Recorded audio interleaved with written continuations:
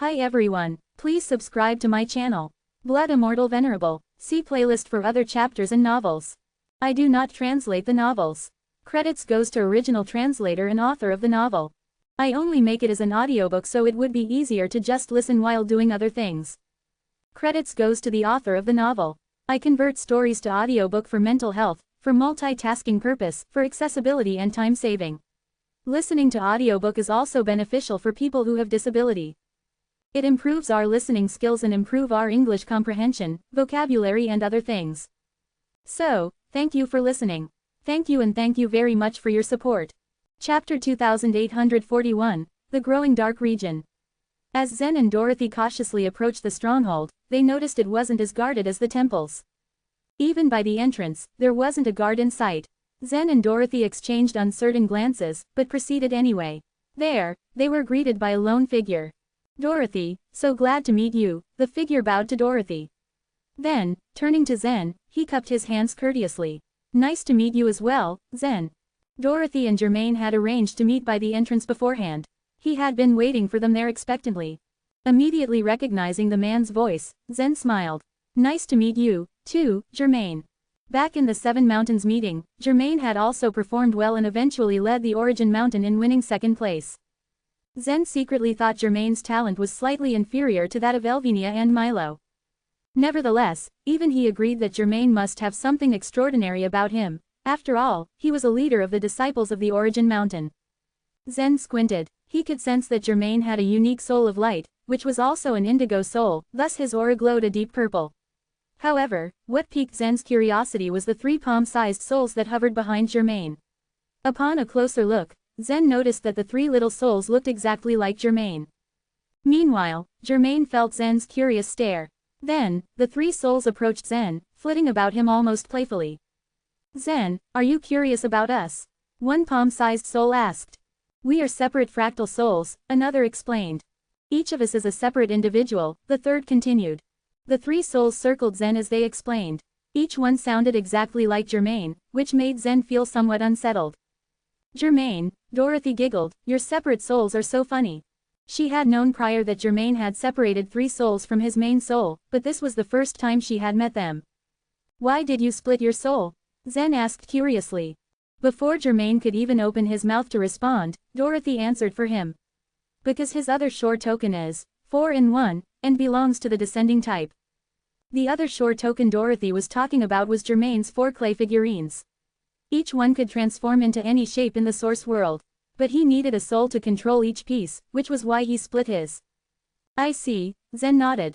He understood. Some other shore tokens were so outstanding and worth splitting one's soul. Anyway, Germain finally said. Let's go. Let me introduce this region to you first. He had patiently waited for Dorothy so that he could serve as a guide for them. Stage 13, being the last stage of the Lust World, was very different from other stages. Germain proceeded to lead them away from the simple stronghold. Stage 13 is completely different from Stage 12 and the rest. As he spoke, the little souls flew to Zen and Dorothy. Then, they banded together to transform into a round cake. The first 12 stages are round-shaped with star rings distributed randomly.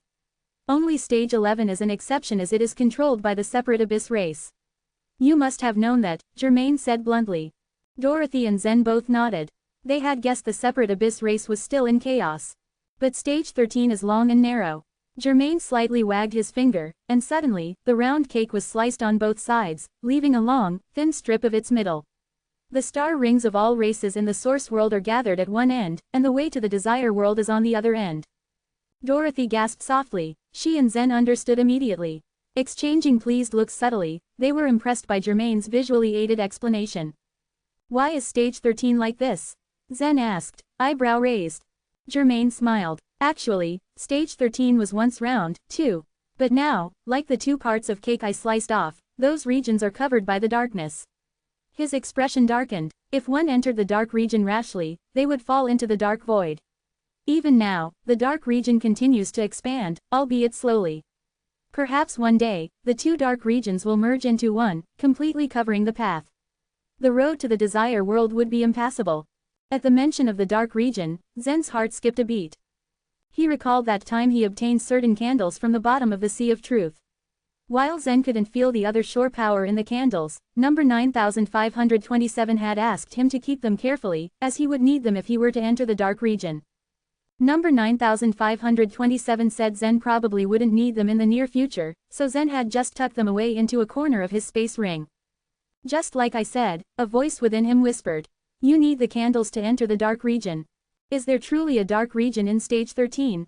Zen asked the voice. This is the first I've heard of it, number 9527 replied.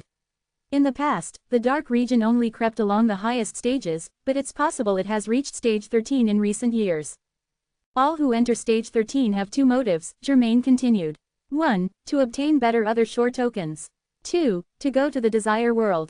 Turning to the two, he suddenly asked, are you going to the Desire World directly or wanting to obtain another shore token here first?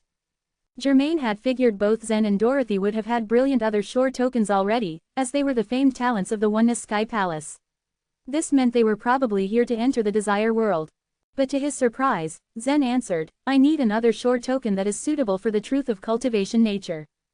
Germain hesitated momentarily. He wasn't expecting this answer. After all, he had witnessed Zen's incredible strength at the Seven Mountains meeting. Zen lifted a boulder by himself, so he must have another shore token of the strengthening type. Then, it dawned on him. So you cultivate two truths of godly ways. That was a great surprise to him. In his common sense, people rarely cultivated two truths of godly ways when they were in the lust word. Only after reaching the chaotic source realm would they choose to cultivate the second truth of godly way for greater power. Zen smiled. He didn't tell Germain that he was cultivating three ways, not two only. You can try exploring the temples, Germain suggested. Or, buy one in the rats' auction. The rats' auction? Zen asked. Are you referring to the ear mouse race? Yes, Germain replied. The ear mice were notoriously greedy. Even though they already held great power and dominated the trade on the other shore, other races still despised them as rats. Zen had heard before that the ear mouse race monopolized trade on the other shore. But he had yet to come across them, since he had chosen to explore only temples in the previous stages. Germain's words piqued his interest. Zen reflected on his assets. He had obtained 100 finger-sized chunks of soul crystal that were worth 100 million soul pills from the separate abyss race. Additionally, he had a considerable amount of loot from the bearing race. If the ear mouse race auctioned some extremely precious other shore tokens, then he'd definitely opt to just buy one, rather than waste time and energy exploring. Please take us to the auction, Dorothy spoke his thoughts. Germain sighed at Dorothy's enthusiasm for Zen. She was, after all, considered a brilliant talent in the Oneness Sky Palace. Many disciples of the Origin Mountain sought her attention. Anyone who saw how devoted she was to Zen would feel heartbroken. Chapter 2842, Selling Other Shore Tokens. The three of them traveled north for a while under Germain's guidance before they spotted a low-rise building. Many people were gathered in front of the building and seemed to be waiting for something. Germain went to make an inquiry. Before long, he returned to them and said to Zen, there are 2 hours left before the auction starts. Looks like we'll have to wait here.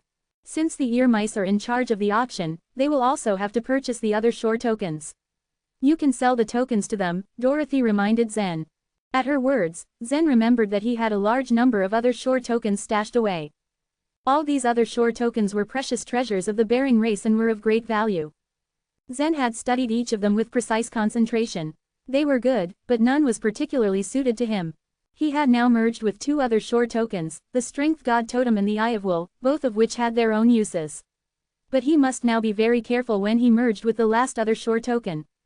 Selling the extra other shore tokens was the best option he had at the moment. The ear mice will buy the other shore tokens, but they are very picky. They don't like ordinary other shore tokens. I'll take you there, Germain said. This was Zen's first time in stage 13. Zen hadn't upgraded his soul to the Indigo Soul during the Seven Mountains meeting and could stay in stage 4 at most. That was why in Germain's eyes, Zen shouldn't have obtained any quality other shore tokens in such a short period of time. But Germain didn't know that Zen had plundered a number of other shore tokens from the bearing race's temple. Don't bother. Zen can go by himself, Dorothy said. Germain had probably heard all about the commotion in stage 4 and would eventually figure out his true identity if Zen were to take out over 100 other shore tokens. And although Dorothy trusted Germain, she didn't want to expose Zen's identity. Germain was curious but didn't say anything. He merely showed Zen the directions he had to follow.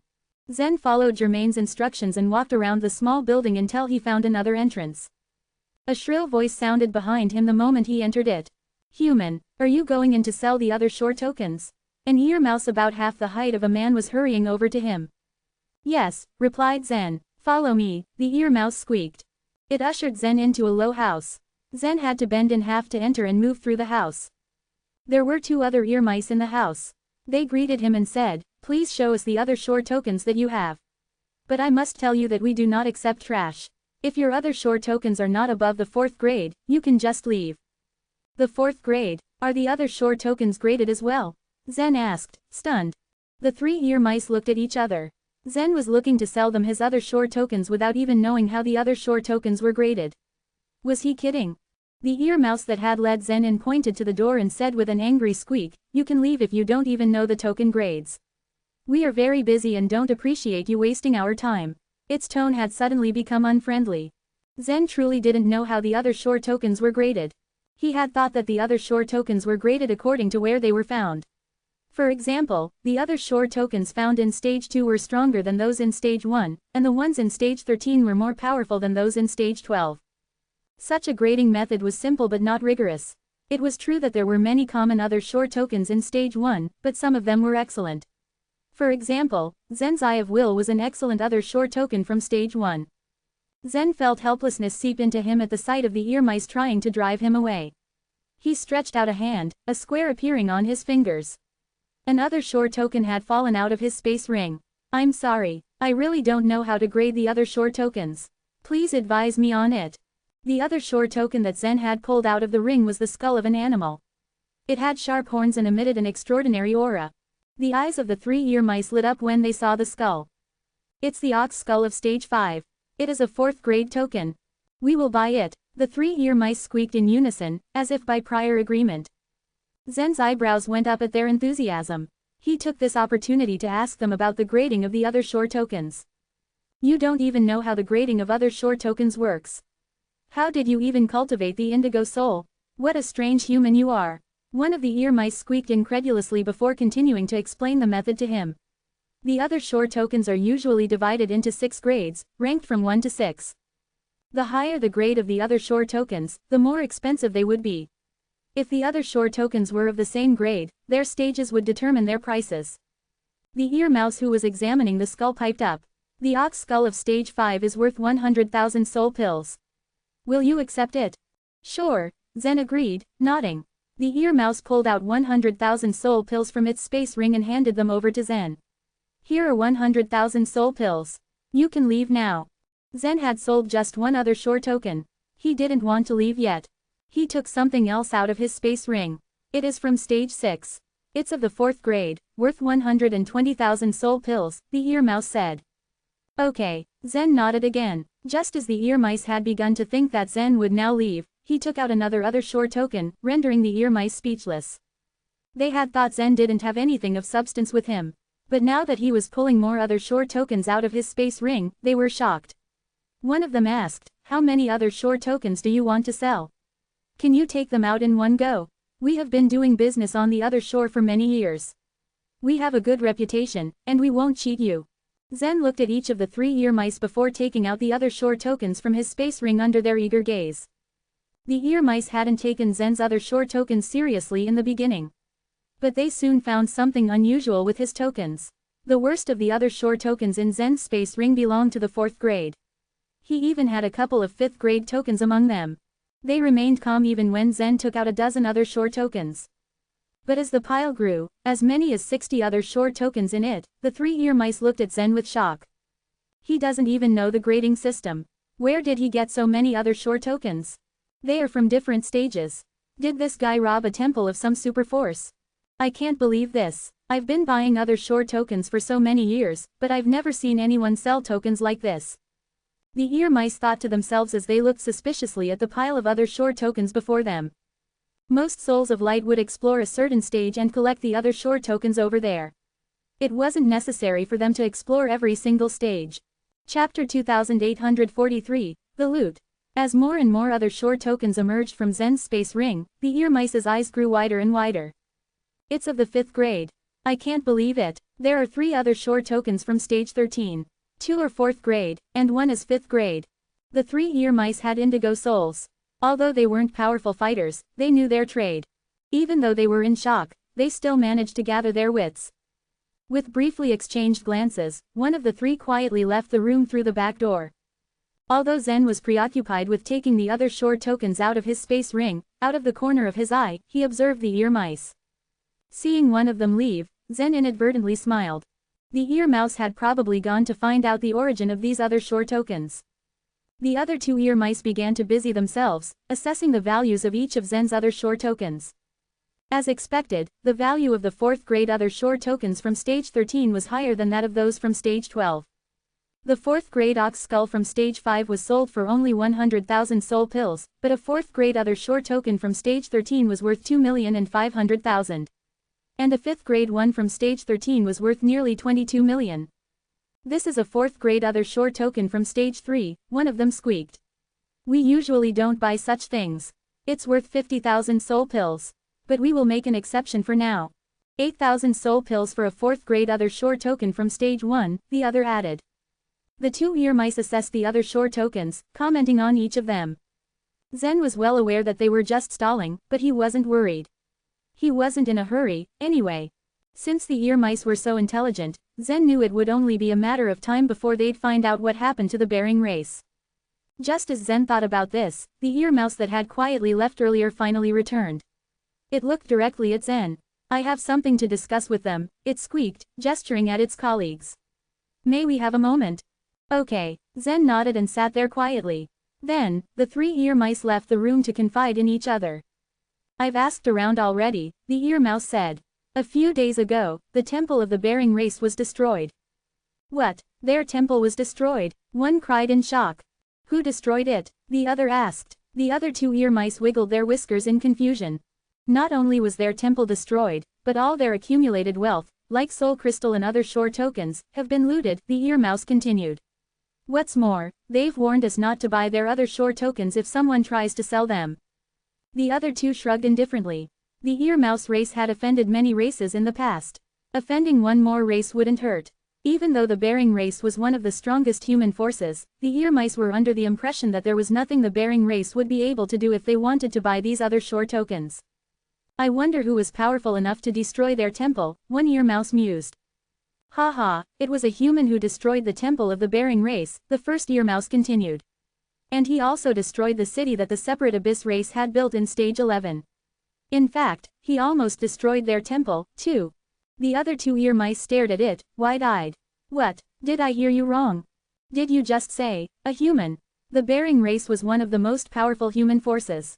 Moreover, the separate abyss race was one of the top super forces in the source world. They had taken control of stage 11, garnering the support of the abyss spirit race. It had been difficult for the ear mice to get any news there. The other 2 ear mice shook their heads in disbelief. This was just too much. Even the powerful indigo souls in stage 13 couldn't do those things. Right, the power of the indigo souls in the lust world is indeed limited. Besides, even the top masters in the desire world can't do those things. Seeing how its peers didn't believe what it was saying, the ear mouse said in a hushed whisper, it's because he is not a soul, but a corporeal body. A what? Corporeal body? It makes sense, but how can a corporeal body enter the other shore? The other 2 ear mice couldn't take it anymore. There was too much shocking news. With his corporeal body, one could run wild on the other shore. The ridiculous things could be explained reasonably in this way, but it sounded even more ridiculous to enter the other shore with a corporeal body. I don't care if you believe it or not. This is the news I got, the first ear mouse said impatiently.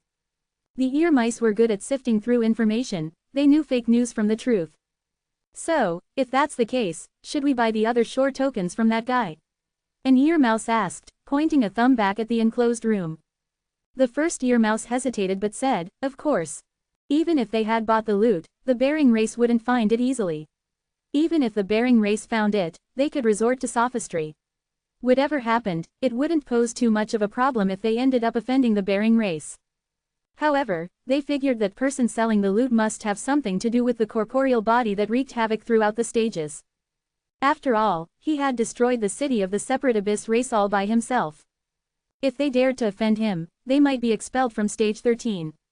They concluded it'd be better to please this seller at the risk of offending the bearing race. After all, the ear mice always aim to maximize benefits. Good and evil were just abstract concepts to them, nothing they could be bothered with. After reaching a unanimous decision, the three headed back to the room, treating Zen in a more friendly manner. In total, the price of Zen's other shore tokens was estimated to be over 60 million soul pills. To be honest, Zen was a little disappointed at the number. So many other shore tokens were only worth 60 million soul pills, which was equivalent to 60 finger-sized chunks of soul crystal. Even though these other shore tokens were useless to him, he was hoping they'd amount to much more than that. Fine, you can exchange the soul pills for soul crystal and pay me, Zen said. Exchange for soul crystal. The three ear mice shook their heads in unison. Aren't 1 million soul pills equivalent to one finger-sized chunk of soul crystal? Zen asked, knitting his eyebrows. One of the ear mice laughed squeakily. The soul crystal is too rare. It is priceless, so we usually don't exchange the soul pills for it. The soul crystal was extremely scarce on the other shore. The super forces needed to support their members, and they didn't have much. Thus, the price of the soul crystal soared, and now, one finger-sized chunk of soul crystal could be exchanged for 1 million soul pills. But even then, the supply fell short of the demand. Most races wouldn't be foolish enough to exchange the soul crystal for soul pills. Therefore, it was not because those other shore tokens were not valuable. Over 60 million soul pills were a huge amount of money, but soul crystal was just too precious. At that time, the separate Abyss race had no choice but to obey Zen's orders. That was why they took out 100 finger-sized chunks of soul crystal. This time, however, Zen didn't force the ear mice to pay him soul crystal. After all, they were businessmen, not fallen warriors.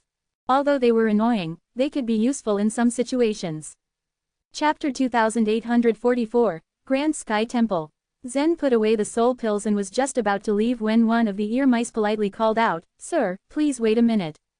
Zen stopped and turned around. His gaze landed at the ear mouse and he asked, "Yeah, what's up?" "It's nothing really, but I was wondering if you could tell me something. What is the relationship between you and that physical body on the other shore?" The ear mouse asked. After a thorough investigation of the matter, the ear mice seemed much more polite now. The change in their attitude made Zen realize that they already knew something about his secret. The only thing was, he had never expected that they would ask him about it directly. Nevertheless, he smiled gently and told them, "I am his spokesperson." An interesting property of the other shore was that nobody could identify anyone with their blurred appearance. This might also be considered an advantage. As long as Zen did not admit it personally, it was almost impossible for others to be sure that he was exactly the person appearing on the other shore in physical form. When Zen had invaded the Bering race's temple, Dorothy had also been present with him. Because of that, the Bering race knew that the temple destroyer had some connections with the Oneness Sky Palace.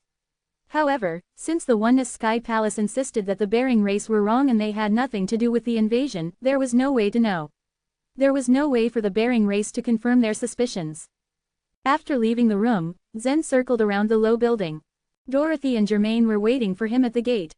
"Zen's coming." Dorothy saw Zen coming from the distance. She waved at him and said, "Come on. The auction has already begun. Let's hurry up." Zen nodded and the three of them entered the auction house together. Coming there felt like coming to a different place altogether. Compared to the low-lying building behind them, the auction house was built lavishly and reeked of wealth. Most of the other super forces would only build a small stronghold at stage 13. In comparison, the ear mouse race possessed a large area of land, and that was apparent.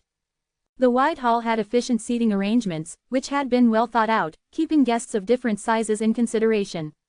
After all, their guests were from various races and would be of various sizes. Some chairs were a few inches tall and some were several feet long. When they entered the hall, the auction had already been going on for some time. Inside, an ear mouse was zealously introducing a 4th-grade other shore token. It was standing right at the center, and explaining how the token had been obtained from stage 9. The base price was set at 200,000 soul pills. But Zen himself had just sold a large number of 4th-grade other shore tokens to the ear mice. Therefore, he had no interest in the item on display at the moment. However, there were quite a few people from various races bidding for the item. A single other shore token might not be of any use to them, but after they had accumulated a large enough amount, they could send them back to their temples at stage 4. After several fierce rounds of bidding, the other shore token was finally sold and the next item was brought in. Following this sale, the ear mouse put several more 4th grade other shore tokens up for auction. Zen and Dorothy kept on watching quietly without any intentions of participating in bidding. On the other hand, Germain won a bid for another shore token from stage 11. But it was obvious that he had not bought the item for his own use. After a dozen 4th grade tokens had been sold in a row, the ear mouse finally brought out a 5th grade other shore token. Now this was something valuable. Even Germain showed high interest in this item. However, it had a very high base price. 10 million soul pills was not something that Germain could afford, therefore, he had to let go of the idea. Germain, the ear mice have put up several 4th grade and 5th grade tokens for auction. I want to know if there will be any 6th grade tokens too, Zen remarked. Zen didn't know the ranks of the 2 other shore tokens he had. He had 2 eyes of wool with him. He had originally considered selling the spare one, but now that he didn't lack soul pills, he decided not to do so. The eyes of wool were very rare items. Legend had it that only 19 of those existed in the dreaded eye demon race. The value of an eye of wool therefore, was quite evident, but their rank still remained unknown to Zen. His strength god totem had been obtained from the Oneness Sky Palace's temple. Zen believed that the Oneness Sky Palace was not inferior to the Bearing race. This meant that they had comparable treasure hoards, which also meant that the strength god totem was probably a 4th grade token. 6th grade token, you say? At the mention of this, Germain smiled wryly and said, very few such tokens were ever discovered in the Lust world. Therefore, it is almost impossible that such a powerful and precious token would be put up for auction. Even if someone wants to sell one, it would be impossible to complete the deal with just soul pills. 6th grade tokens are usually exchanged for soul crystal. 6th grade other shore tokens were priceless, and so was the soul crystal. It was reasonable therefore, that people would exchange one of them for another. Ah well, looks like I am going to have to leave this auction empty-handed. I don't see anything of interest, Zen said, heaving a sigh.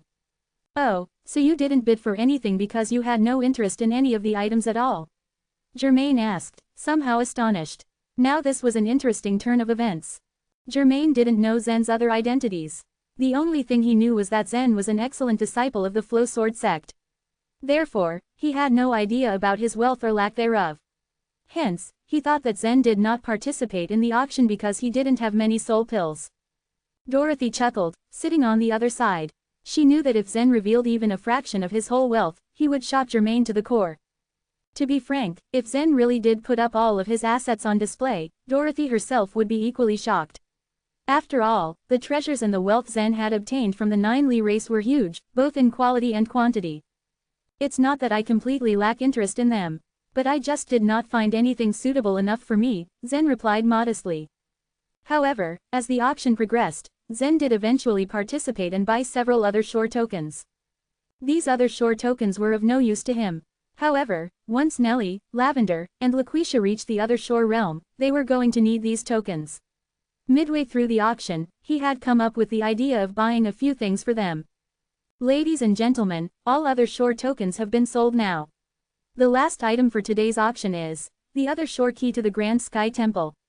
The ear mouse suddenly announced in a louder, excited, and much more grandeur voice.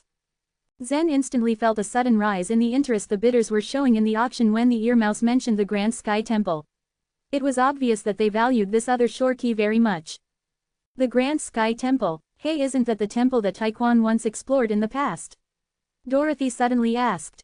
The explorer Dorothy was referring to was named Taekwon Yuan, an excellent and talented person from the Origin Mountain. He had now surpassed the Lust world and entered the Desire world. Today, he was a legend and was considered one of the best warriors in the land of sword grief. However, the time he was referring to was a long while back. In those days, Taekwon had obtained a 6th grade other shore token from the Grand Sky Temple. It was from stage 13 and therefore, had guaranteed him powerful strength even in the Desire world. Yes, you were right, Germain replied, equally surprised. I never expected that the ear mice would put the other shore key to the Grand Sky Temple up for auction. This might be the grand finale for the auction. As soon as the ear mouse had finished the introduction, it announced a base price of 5 million soul pills. The audience were stunned into silence when Dorothy quickly raised her hand and made the first bid, 8 million soul pills. Zen and Germain both looked at Dorothy, taken aback by her bold bidding. Germain audibly gasped. No matter how much interest she had in the other shore key, they thought that such a high bid was a rather impulsive decision. Dorothy. Germain tried to remind Dorothy that she shouldn't be so generous, or more accurately, reckless with her wealth. However, his fears were allayed. Don't worry, I was bidding on his behalf, Dorothy said with a chuckle. He will be the one paying for it anyway. Hey, really, that's a great favor. Zen sighed in resignation. It was true that he wanted to bid for this other shore key, but such a high bid was obviously unwise. In any case, their discussion was put on hold when 16 million soul pills. Another voice rang out in the hall, doubling Dorothy's bid immediately. Zen and Germain were stunned into silence. They had witnessed all sorts of auctions, and had seen quite a few where fast and even ultra-fast bidding would take place, but they had never seen someone crazy enough to totally double the price, especially when it was already so high. Who was this guy? Chapter 2845, The Three Huts in the Dark Region. Zen was surprised at the offer. On the other hand, Germain looked as though he lost the ability to speak.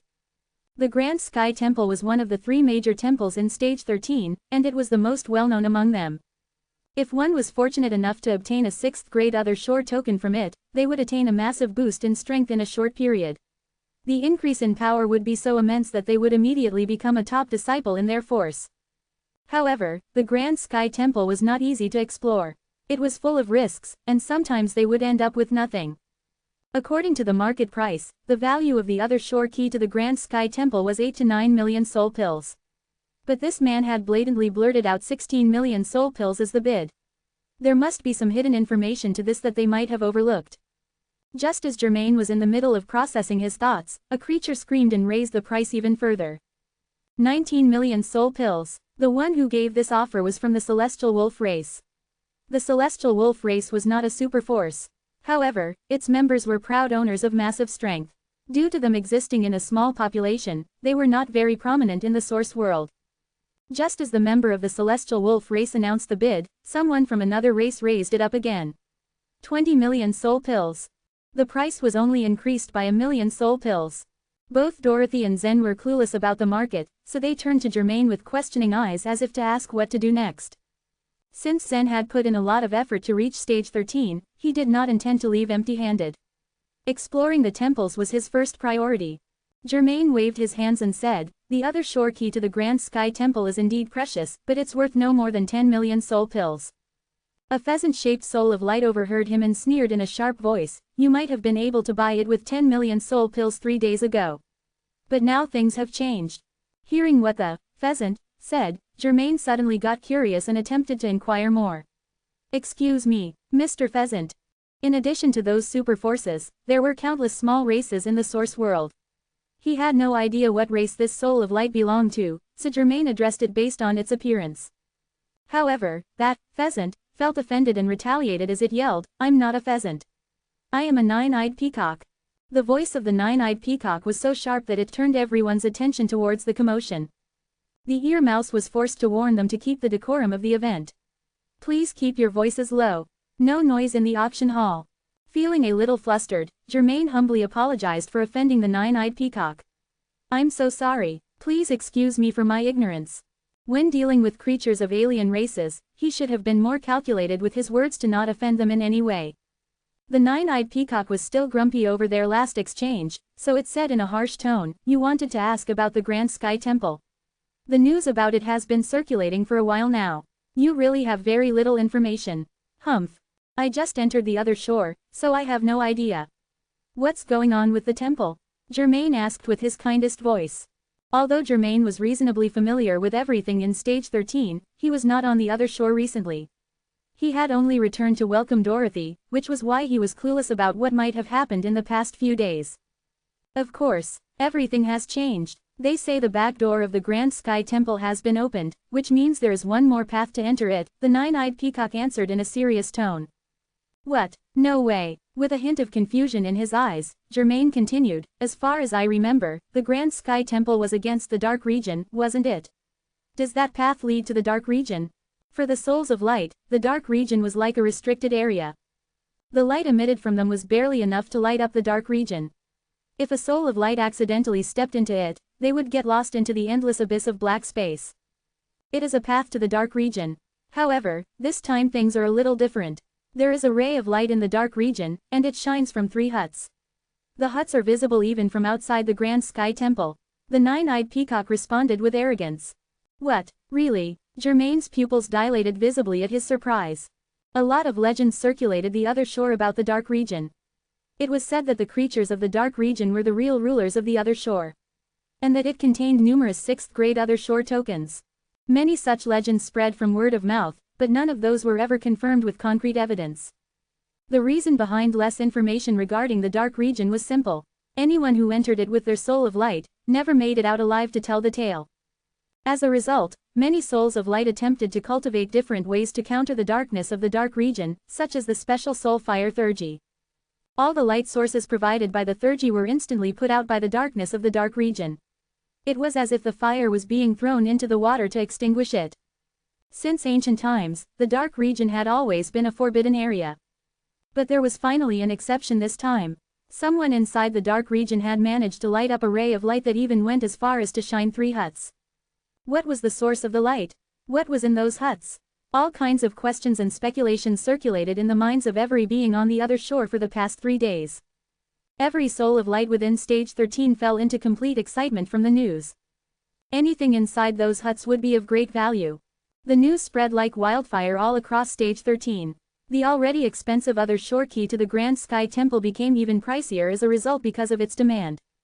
If what you're saying is true, then why did the ear mice put the other shore key on auction? Germain asked while rubbing his chin curiously. Dorothy had the same thoughts.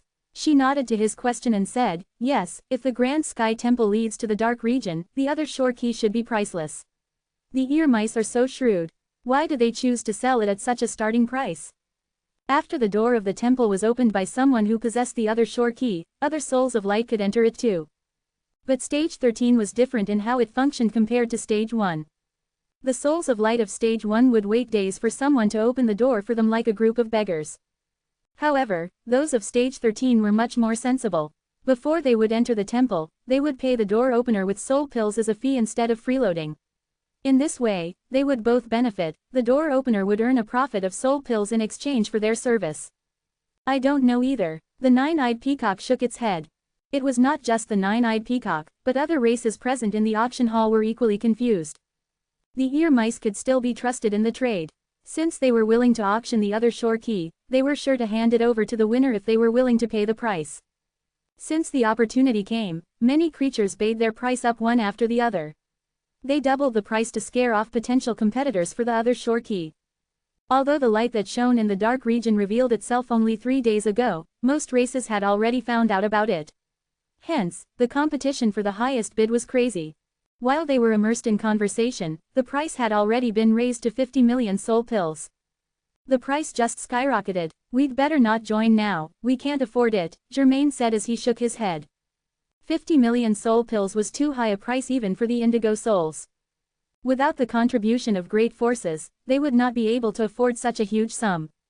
If Germain would have heard the news earlier, he could have asked the Origin Mountain for assistance. But obviously, it was too late to do that now. Suddenly, Zen raised his hand and said out loud, 60 million soul pills. Germain's eyes widened after listening to Zen's offer. He almost wanted to cover Zen's mouth. Did Zen really own such a large sum of soul pills? The auction hall of the ear mice had concrete rules. Those who failed to pay what they offered would have to face severe consequences.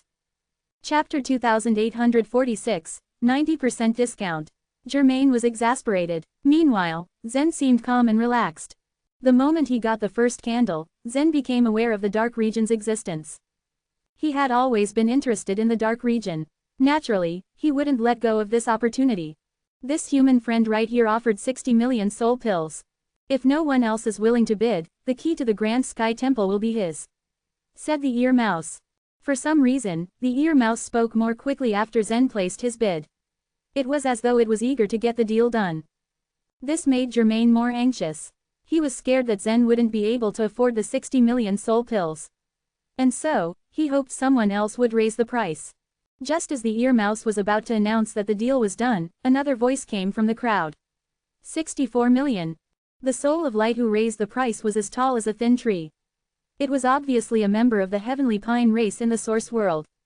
As Germain heard the voice, he let out a sigh of relief. Now that this guy's bid was higher than Zen's, he need not worry about Zen anymore. In the meantime, a bunch of ear mice in the backstage of the auction house clutched their chests in dismay.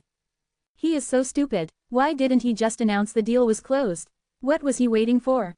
I heard that the name of the corporeal body's spokesperson is Zen Luo. Curse the heavenly pine race. They ruined our plan. The ear mouse seemed a little disappointed as it announced miserably, this friend of the heavenly pine race offers 64 million soul pills. With this, the heavenly pine member who offered the price grew angry at the ear mouse's reaction. What's the matter? Do you not want me to bid for the key? Could it be that the soul pills of the human race are more valuable than those of our heavenly pine race? Zen, Germain, Dorothy, and the others present all felt like there was something wrong. The ear mouse seemed to be desperate to sell the other shore key to Zen. Zen, please don't bid anymore. How would we afford that amount of soul pills if no one else tops your bid? Germain hurriedly warned Zen. Zen was not planning to bid again. He just looked at the ear mouse on stage and smiled. It was not that he didn't want to add more soul pills. He simply wanted to find out what tricks the ear mice were playing. But then, something strange happened. As Zen didn't bid anymore, the ear mouse became silent. Silence fell over the entire auction house. It was as though they were not here for auction but for tea. The behavior of the ear mouse displeased the member of the heavenly pine race even more. Hey, are you not intending to sell the other shore key? When did we ear mice ever go back on our words? Of course, we will sell the other shore key. It's just that I have been presiding over the auction for too long today. I feel a little bit tired. The ear mouse began to stall for time. It still wouldn't announce that the other shore key was now sold to the member of the heavenly pine race. Do not stall. I have the soul pills right here. Give me the other shore key. Now, the member of the heavenly pine race demanded angrily. With that, Zen smiled slightly and said, I offer 64,010,000 soul pills. This time, he only added 10,000 soul pills to the heavenly pine member's bid. Immediately after he offered his price, the ear mouse shouted without thinking twice, deal. All the creatures off the stage were stunned as they witnessed this. What a fraud. Is this even an auction? Why didn't you just sell it to humans directly? Today I finally know how shameless the mice are. The non-human creatures began talking among themselves. The member of the heavenly pine race became even more furious. He went up the stage and grabbed the ear mouse. You dare play tricks on me. However, the ear mouse was not afraid of him at all. It squeaked twice before saying, I wasn't making fun of you. This human friend's bid is indeed higher than yours. I already offered a huge price but you waited a long time and refused to announce that the deal was done. But when that guy offered his price, you didn't even wait for anyone else to offer theirs. What if I add 1 million soul pills? Proposed the member of the heavenly pine race. I'm sorry but the deal is already done, answered the ear mouse. Then, I'll add 10 million more. The member of the heavenly pine race went all out now. Sorry, the credibility of our ear mouse race is most important. We can't go back on our words, responded the ear mouse. The member of the heavenly pine race felt helpless. This ear mouse was determined to give the other shore key to that human and he could do nothing more about it. Neither the member of the heavenly pine race nor the other non-human creatures could understand the reason why the ear mouse would do this. Zen, what have you done? Why did the ear mouse insist on selling the other shore key to you? Germain asked confusedly. It's possible that they want me to enter the Grand Sky Temple, Zen replied with a smile. They want you to go to the Grand Sky Temple. Germain couldn't believe it at all. Those who were in stage 13 were the strongest souls of light in the lust world. Anyone who was able to reach this stage was probably not an easygoing person. Germain knew that Zen was a talented disciple. However, the latter was still unfamiliar with stage 13 because he had just entered it. The ear mice wanted Zen to go to the Grand Sky Temple. Nothing of the sort had ever happened in the world. You'll find out in a while. Just wait, Zen said. But 64,010,000 soul pills. Germain began to worry that Zen might not be able to afford the soul pills. No need to worry, Germain. It's just tens of millions of soul pills. I can still afford it, Zen replied. Germain was extremely worried about Zen. On the other hand, it made Zen a little uncomfortable that Germain cared too much about him. After all, it was not the first time Zen had stepped on the other shore. Germain had no choice but to sit quietly beside Zen. The auction came to a close after the other shore key to the Grand Sky Temple was sold. Although the member of the Heavenly Pine race was very unhappy about how it turned out, all he could do now was leave. The ear mouse on the stage walked towards Zen and said, Sir, you will get the other shore key after you pay the soul pills. However, Zen suddenly said, the price of the other shore key is too high. The ear mouse didn't expect to hear Zen say that. So it told him, Sir, you were the one who bid it. How about a 90% discount? I'll pay you 6 million soul pills and I'll only take one person with me. You can decide the others who can enter the Grand Sky Temple, Zen added. Upon hearing this, Germain thought that Zen must have gone crazy. He had bought it with more than 60 million soul pills himself. And now he was bargaining for a 90% discount. Germain thought the ear mouse would be enraged. However, things didn't turn out as Germain expected. I can't make the decision for what you just offered. Wait here just a minute, said the ear mouse before it turned around and left. With a bitter smile Germain said, I think we'd better get out of here. Zen didn't pay attention to Germain. When the ear mouse returned, it told Zen, if you don't need the other shore key and let us keep it, you need not pay any soul pills. We will take you and your companion to the Grand Sky Temple. What? Germain exclaimed. He could hardly believe what he heard. This didn't come as a surprise to Zen, though. He stood up and said, thank you for your kindness. I wonder when you plan on going to the Grand Sky Temple. We will open the gate to the Grand Sky Temple tomorrow, replied the ear mouse. Then I'll see you at the gate of the Grand Sky Temple. Zen shrugged and left the auction hall with Dorothy. Germain was still following them in amazement.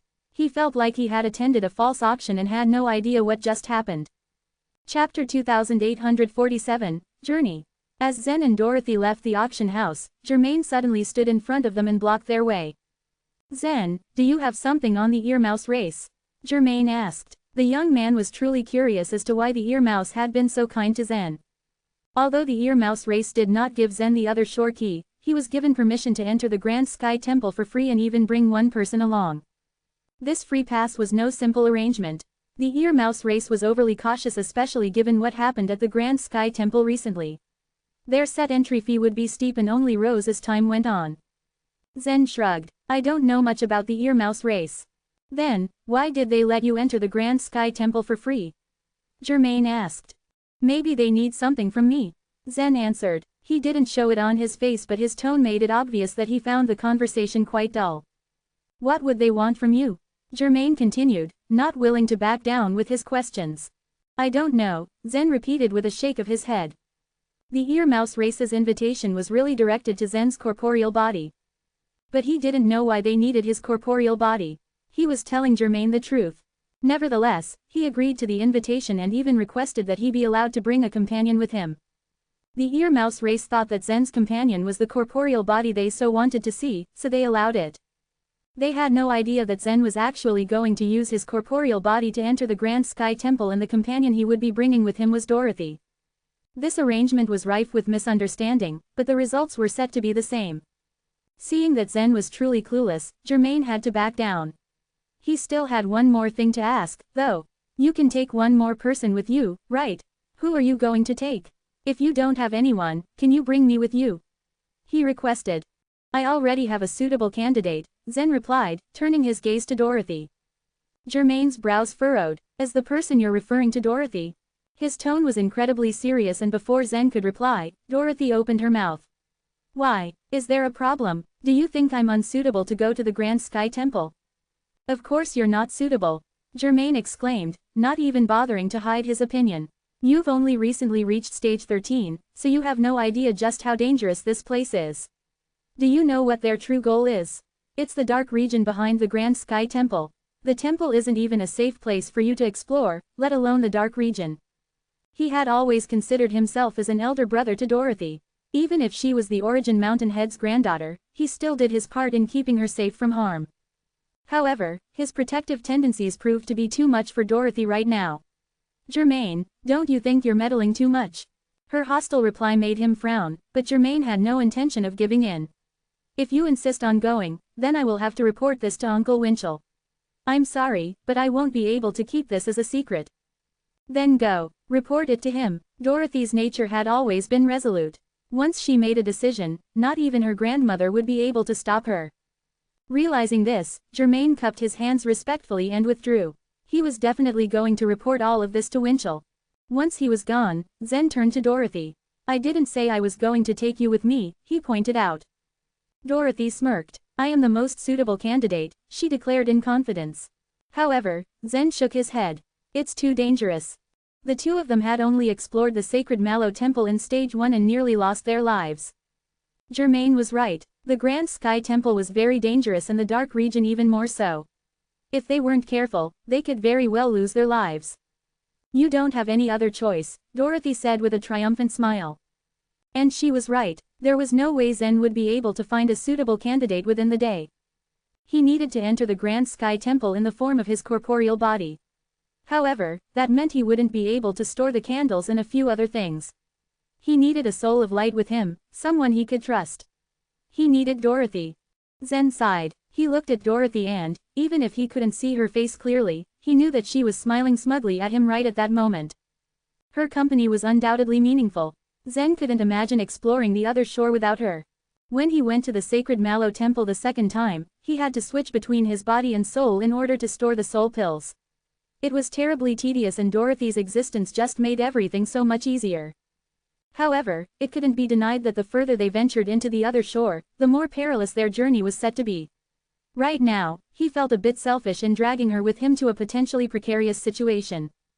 Dorothy noticed his misgivings and waved a hand to his vacant face. What's wrong? Zen pushed her hand away and said seriously, I will protect you. Those were the only words he said before turning around and walking away. Dorothy could only look on at Zen's back in confusion. She didn't really understand what he meant, though she figured he was now alright with her tagging along. The agreed meeting time between Zen and the Earmouse race was tomorrow, but it was worth noting that the Grand Sky Temple was located at the other end of Stage 13. First and foremost, Zen had to send Dorothy to the Grand Sky Temple gate. Second, he would then have to transport his corporeal body from Stage 12 to Stage 13. All things considered, they didn't really have a lot of time. After leaving the living creatures' strongholds, the two of them entered the wilderness. Stage 13 had been eroded on both sides by the dark region. There was only one road left that the souls of light took, and there was no way they would get lost. Numerous souls of light, all of them quite strange, passed them by. Some were as big as elephants while others were as small as Zen's fist. Almost all of them moved hurriedly. Like Zen and Dorothy, they too must be headed to the Grand Sky Temple. The two of them traveled for quite some time. After covering over 100 miles, Dorothy suddenly pointed southwest. Zen, look, it's so dark. Zen turned and found a huge, black ball in the distance. It seemed to be devouring the land, casting eternal night on the other shore. That's the dark region, Zen remarked as he stared at the absolute darkness. As they went on, the area shrouded by the dark region grew. The road they ventured on was reasonably wide, but they felt great pressure upon them as they walked. As a kind of experiment, Zen decided to release a bit of his spiritual sense and tried injecting it into the dark region. However, the moment his spiritual sense touched the border, it immediately disappeared. Zen didn't bother doing it a second time. It took the two of them almost half a day to complete the journey. To their relief though, they soon saw the Grand Sky Temple in the distance. The temple was located at the very edge of the dark region. This put it in danger of being devoured fully by the darkness if it ever decided to expand again, but for now, its unique location made it serve as a passageway to the dark region. Dorothy pouted her lips as they approached the Grand Sky Temple. Why are there so many creatures here? All the souls of light we saw on the way were heading towards the temple, Zen said. True enough, thousands of souls of light waited by the gate, densely packed and eager to rush in as soon as the temple opened its gate. Chapter 2848, Demand an exorbitant price. Even though the dark region was extremely dangerous, the mystery about it made it all the more fascinating. Since ancient times, no one had ever stepped into the dark region. The souls of light that had entered Stage 13 of the other shore were all elite disciples of the younger generation in each race. Perhaps it was their youthful spirit that tempted them to further explore the other shore. However, it was rather difficult to enter the Grand Sky Temple, as there was a very limited number of other shore keys. One usually waited several years, or even decades, before the Grand Sky Temple opened. But there were still some keys despite the small number. In fact, a few of the creatures possessed the other shore keys to the Grand Sky Temple. There was news that was spreading rapidly that there was a path from the temple that led to the dark region. It was most likely that those who did possess the keys had caught wind of the news by now. It was only a matter of time before someone opened the gate to enter the temple. All the souls of light that gathered at the gate were determined. No matter the cost, they absolutely had to break into the Grand Sky Temple. It was possible that the one who possessed a key would be willing to let them pass in exchange for soul pills. But it was also likely that they would need to fight for it. Did you hear? Just today, the Ear Mouse race auctioned another shore key to the Grand Sky Temple. A non-human creature among the crowd suddenly announced. These souls of light had been waiting here for a long time now. As soon as they heard that news, they began to whisper amongst themselves excitedly. Really, I didn't even know the Ear Mouse race had another shore key. I've told you so. I told you that they definitely had the key. But why would they be stupid enough to sell the key? They could have just charged soul pills as entrance fees. That way, they could have earned so much more. Thousands of souls of light were present, and each of them had hundreds of thousands of soul pills they were willing to trade to enter the temple. Moreover, more souls of light kept arriving. The Ear Mouse race had always been known to be intelligent. How could they have missed such an opportunity? I don't know. A member of the Heavenly Pine race offered over 60 million soul pills, but the Ear Mouse race refused. They wanted to sell it to a human. Many creatures had witnessed what happened at the auction, and felt a bit unsettled at how the events unfolded before them. They wanted to sell the key to a human. Hey, when does the human race deserve special attention from the Ear Mouse race? The non-human creatures laughed. To them, this all seemed like a petty rumor. Meanwhile, Zen and Dorothy found a suitable place to wait. You can leave the other shore first, Zen said to her seriously. There are too many non-human creatures here, who knows what might happen. Zen checked the time. He had about 14 hours left. He had to leave the other shore now and re-enter in the form of his body. Fearing for her safety, he didn't want Dorothy to stay on the other shore alone. Dorothy nodded obediently. Just as she was about to leave the other shore, Zen suddenly said, "Wait." "What's wrong?" Dorothy asked confusedly. "Stretch out your hand," Zen ordered. Without asking for a reason, she immediately obeyed. "Something may be useful after we enter the temple," Zen answered. "Activate your space ring." A square appeared above the palm Dorothy held out. Zen also activated his, and positioned near Dorothy's. After the two squares connected, Zen stealthily transferred all the candles from his space ring to Dorothy's. Even though the knowledge about the candles wasn't widespread, he still didn't want others to see what he was doing, just in case. "These are the candles from the bottom of the sea." Dorothy's mouth hung open in shock. "Shish," Zen shushed her. "They might come in handy in the dark region." "Candles? You mean they might light up the dark region?" Dorothy's eyes twinkled with excitement. Number 9527 had told Zen before that these candles could be useful in the dark region, but he hadn't told Dorothy about it. However, she was a smart girl. It wasn't hard for her to connect the dots. "It's possible," Zen smiled. Dorothy's mind whirled at the possibilities. If they could use these candles in the dark region, did this mean they could finally explore the forbidden and unknown?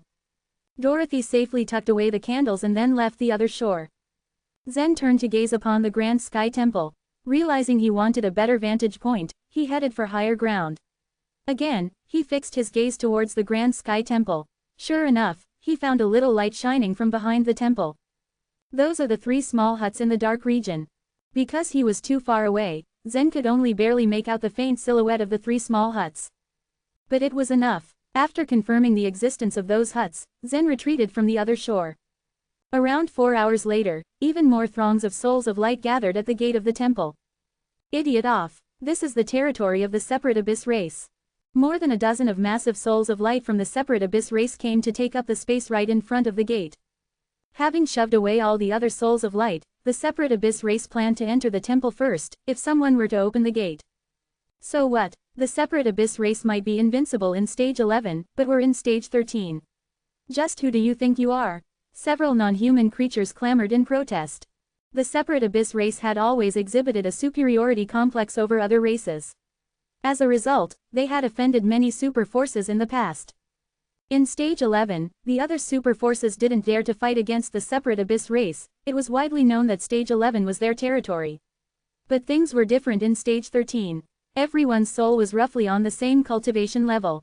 If the other races worked together to attack the Separate Abyss race, they wouldn't stand a chance. "You dare provoke us?" shouted a member of the Separate Abyss race. "We are not afraid of you. Are you challenging us to a fight? Right here, right now." Just as the souls of light were about to strike each other angrily, a nearby ear mouse cleared its throat. "If anyone fights here, they will instantly be disqualified from entering the Grand Sky Temple." If it were a creature from any other race, no one would have paid it heed. But it was an ear mouse, and the race was known to be credible sources. After all, they were the ones who possessed the other shore key. Immediately, the souls of light backed off quietly. Mouse, do you really have the other shore key to the Grand Sky Temple? The member of the separate abyss race asked. Yes, we do, the ear mouse said nonchalantly. Upon hearing the answer, the rest of the souls of light cheered. Entering the Grand Sky Temple seemed so possible now. Why don't you open the gate to the Grand Sky Temple now? Urged the member of the separate abyss race. It's not the time yet, the ear mouse squeaked. We still have to wait a few hours. We are waiting for an important guest. What important guest? Quit wasting our time, just open the gate. Perhaps the light in the dark region would vanish soon. The non-human creatures at present tried to convince the ear mouse to open the gate to the temple. The ear mouse said unhurriedly, if you want to enter the temple, you have to follow our rules. We won't open the gate until our important guest comes. With a sly smile, he continued, you'd better pay the soul pills first to share the cost of the other shore key. How many soul pills does it cost? A non-human creature asked eagerly. 1 million soul pills per soul of light, the ear mouse announced with a flourish. Instantly, the faces of the creatures that had gathered there fell. There were probably around 2,000 souls of light gathered. If each soul of light needed to pay 1 million soul pills, it'd amount to roughly 2 billion in total. How could this be? The price of the other shore key to the Grand Sky Temple was usually only a few million. This was way too expensive. Chapter 2849, All Sorts of Races. While the ultimate goal of the ear mouse race wasn't to earn money, they couldn't pass this opportunity to earn a large sum of soul pills. They were well aware of how the elite disciples from all races were eager to explore the 3 huts in the dark region. Truly, it was quite a big price to pay, but all the creatures present had no choice. The other shore key to the Grand Sky Temple was just too elusive. Not knowing when the temple would open again, they were willing to pay a hefty sum just to enter the gate. The ear mice are too greedy, complained a member of the separate abyss race. The ear mouse remained calm. I'm afraid out of everyone here, you are in the worst position to call us greedy. The complainant was taken aback. But it was true, the past years, the separate abyss race had controlled stage 11. Whoever wanted to reach stage 12 needed to pay a large sum of soul pills to the separate abyss race. No one knew how many soul pills they had accumulated all these years. This was practically robbery. The ear mouse just shrugged. It knew its race was just conducting business. Before opening the gate, we'll set a restraining force in front of the Grand Sky Temple. Everyone can use soul pills to exchange for a soul mark. Those with soul marks can go through the restraining force, the ear mouse announced. Although the souls of light were extremely dissatisfied, they knew they had no other choice. The members of the separate abyss race all seethed with rage. Ultimately, however, they ended up paying their entry in soul pills and each obtained a soul mark. The rest of the souls of light who could afford it also paid the price and received their soul marks. Those who couldn't afford it all looked gloomy. They had only brought 200,000 to 300,000 soul pills, which would have been more than enough according to the normal market price. They didn't expect the ear mouse race would skyrocket its price. Others left the other shore to ask for help from the members of their race. The opportunity to enter the Grand Sky Temple was just too great, they couldn't bear to let it pass. At a corner of the gathered souls stood 6 souls of light from the human race. The girl at the leftmost was the most petite. Judging from her silhouette, she was obviously a young lady. Brother, we may not be able to get in the temple, the human girl said in disappointment. 1 million soul pills per soul of light. We would have to pay 6 million. These mice, the tallest of the 6 said through gritted teeth. We must think of a way to raise some soul pills. Another man suggested optimistically. How in the world will we raise enough soul pills? The young girl pouted. I still owe someone 200,000 soul pills. She was the same girl who had been detained by the separate abyss race in stage 11. Even though Dorothy had been quite generous and told her that she didn't need to pay her back, the young girl still felt indebted to her. Another person mocked her. You owe someone 200,000 soul pills by passing through stage 11. Well done. The human girl frowned. She was obviously displeased. What choice did I have in that situation? Enough. Quit arguing. The tallest of the 6 put a stop to their meaningless quarrel. I'm going to raise enough soul pills for all of us. You stay here and wait. Although our 9 race was destroyed, I don't believe that will stop us from raising 6 million soul pills. Obviously, this man was the leader among the 6. As soon as he spoke, the others fell silent. He could tell, however, that his speech didn't boost his peers' morale. Of course, raising 6 million soul pills would be no easy task. While their race had once been one of the 4 major human forces, now they were quite desolate. Meanwhile, by the gate of the Grand Sky Temple, a line of souls of light had formed. Each paid their entry fee and obtained their soul mark. A few hours passed. By this time, even more races had gathered around the Grand Sky Temple. Get out of the way. 9 souls of light trudged straight to the gate. From the torso upwards, they were human, but their lower bodies terminated in snake tails. The snake goddess race. Dang, the snake goddess race is here as well. While they were normal humans in the source world, on the other shore, their souls of light were half human, half snake. This made it easy for them to be distinguished among the other souls of light. The snake goddess race was an esteemed super force in the source world.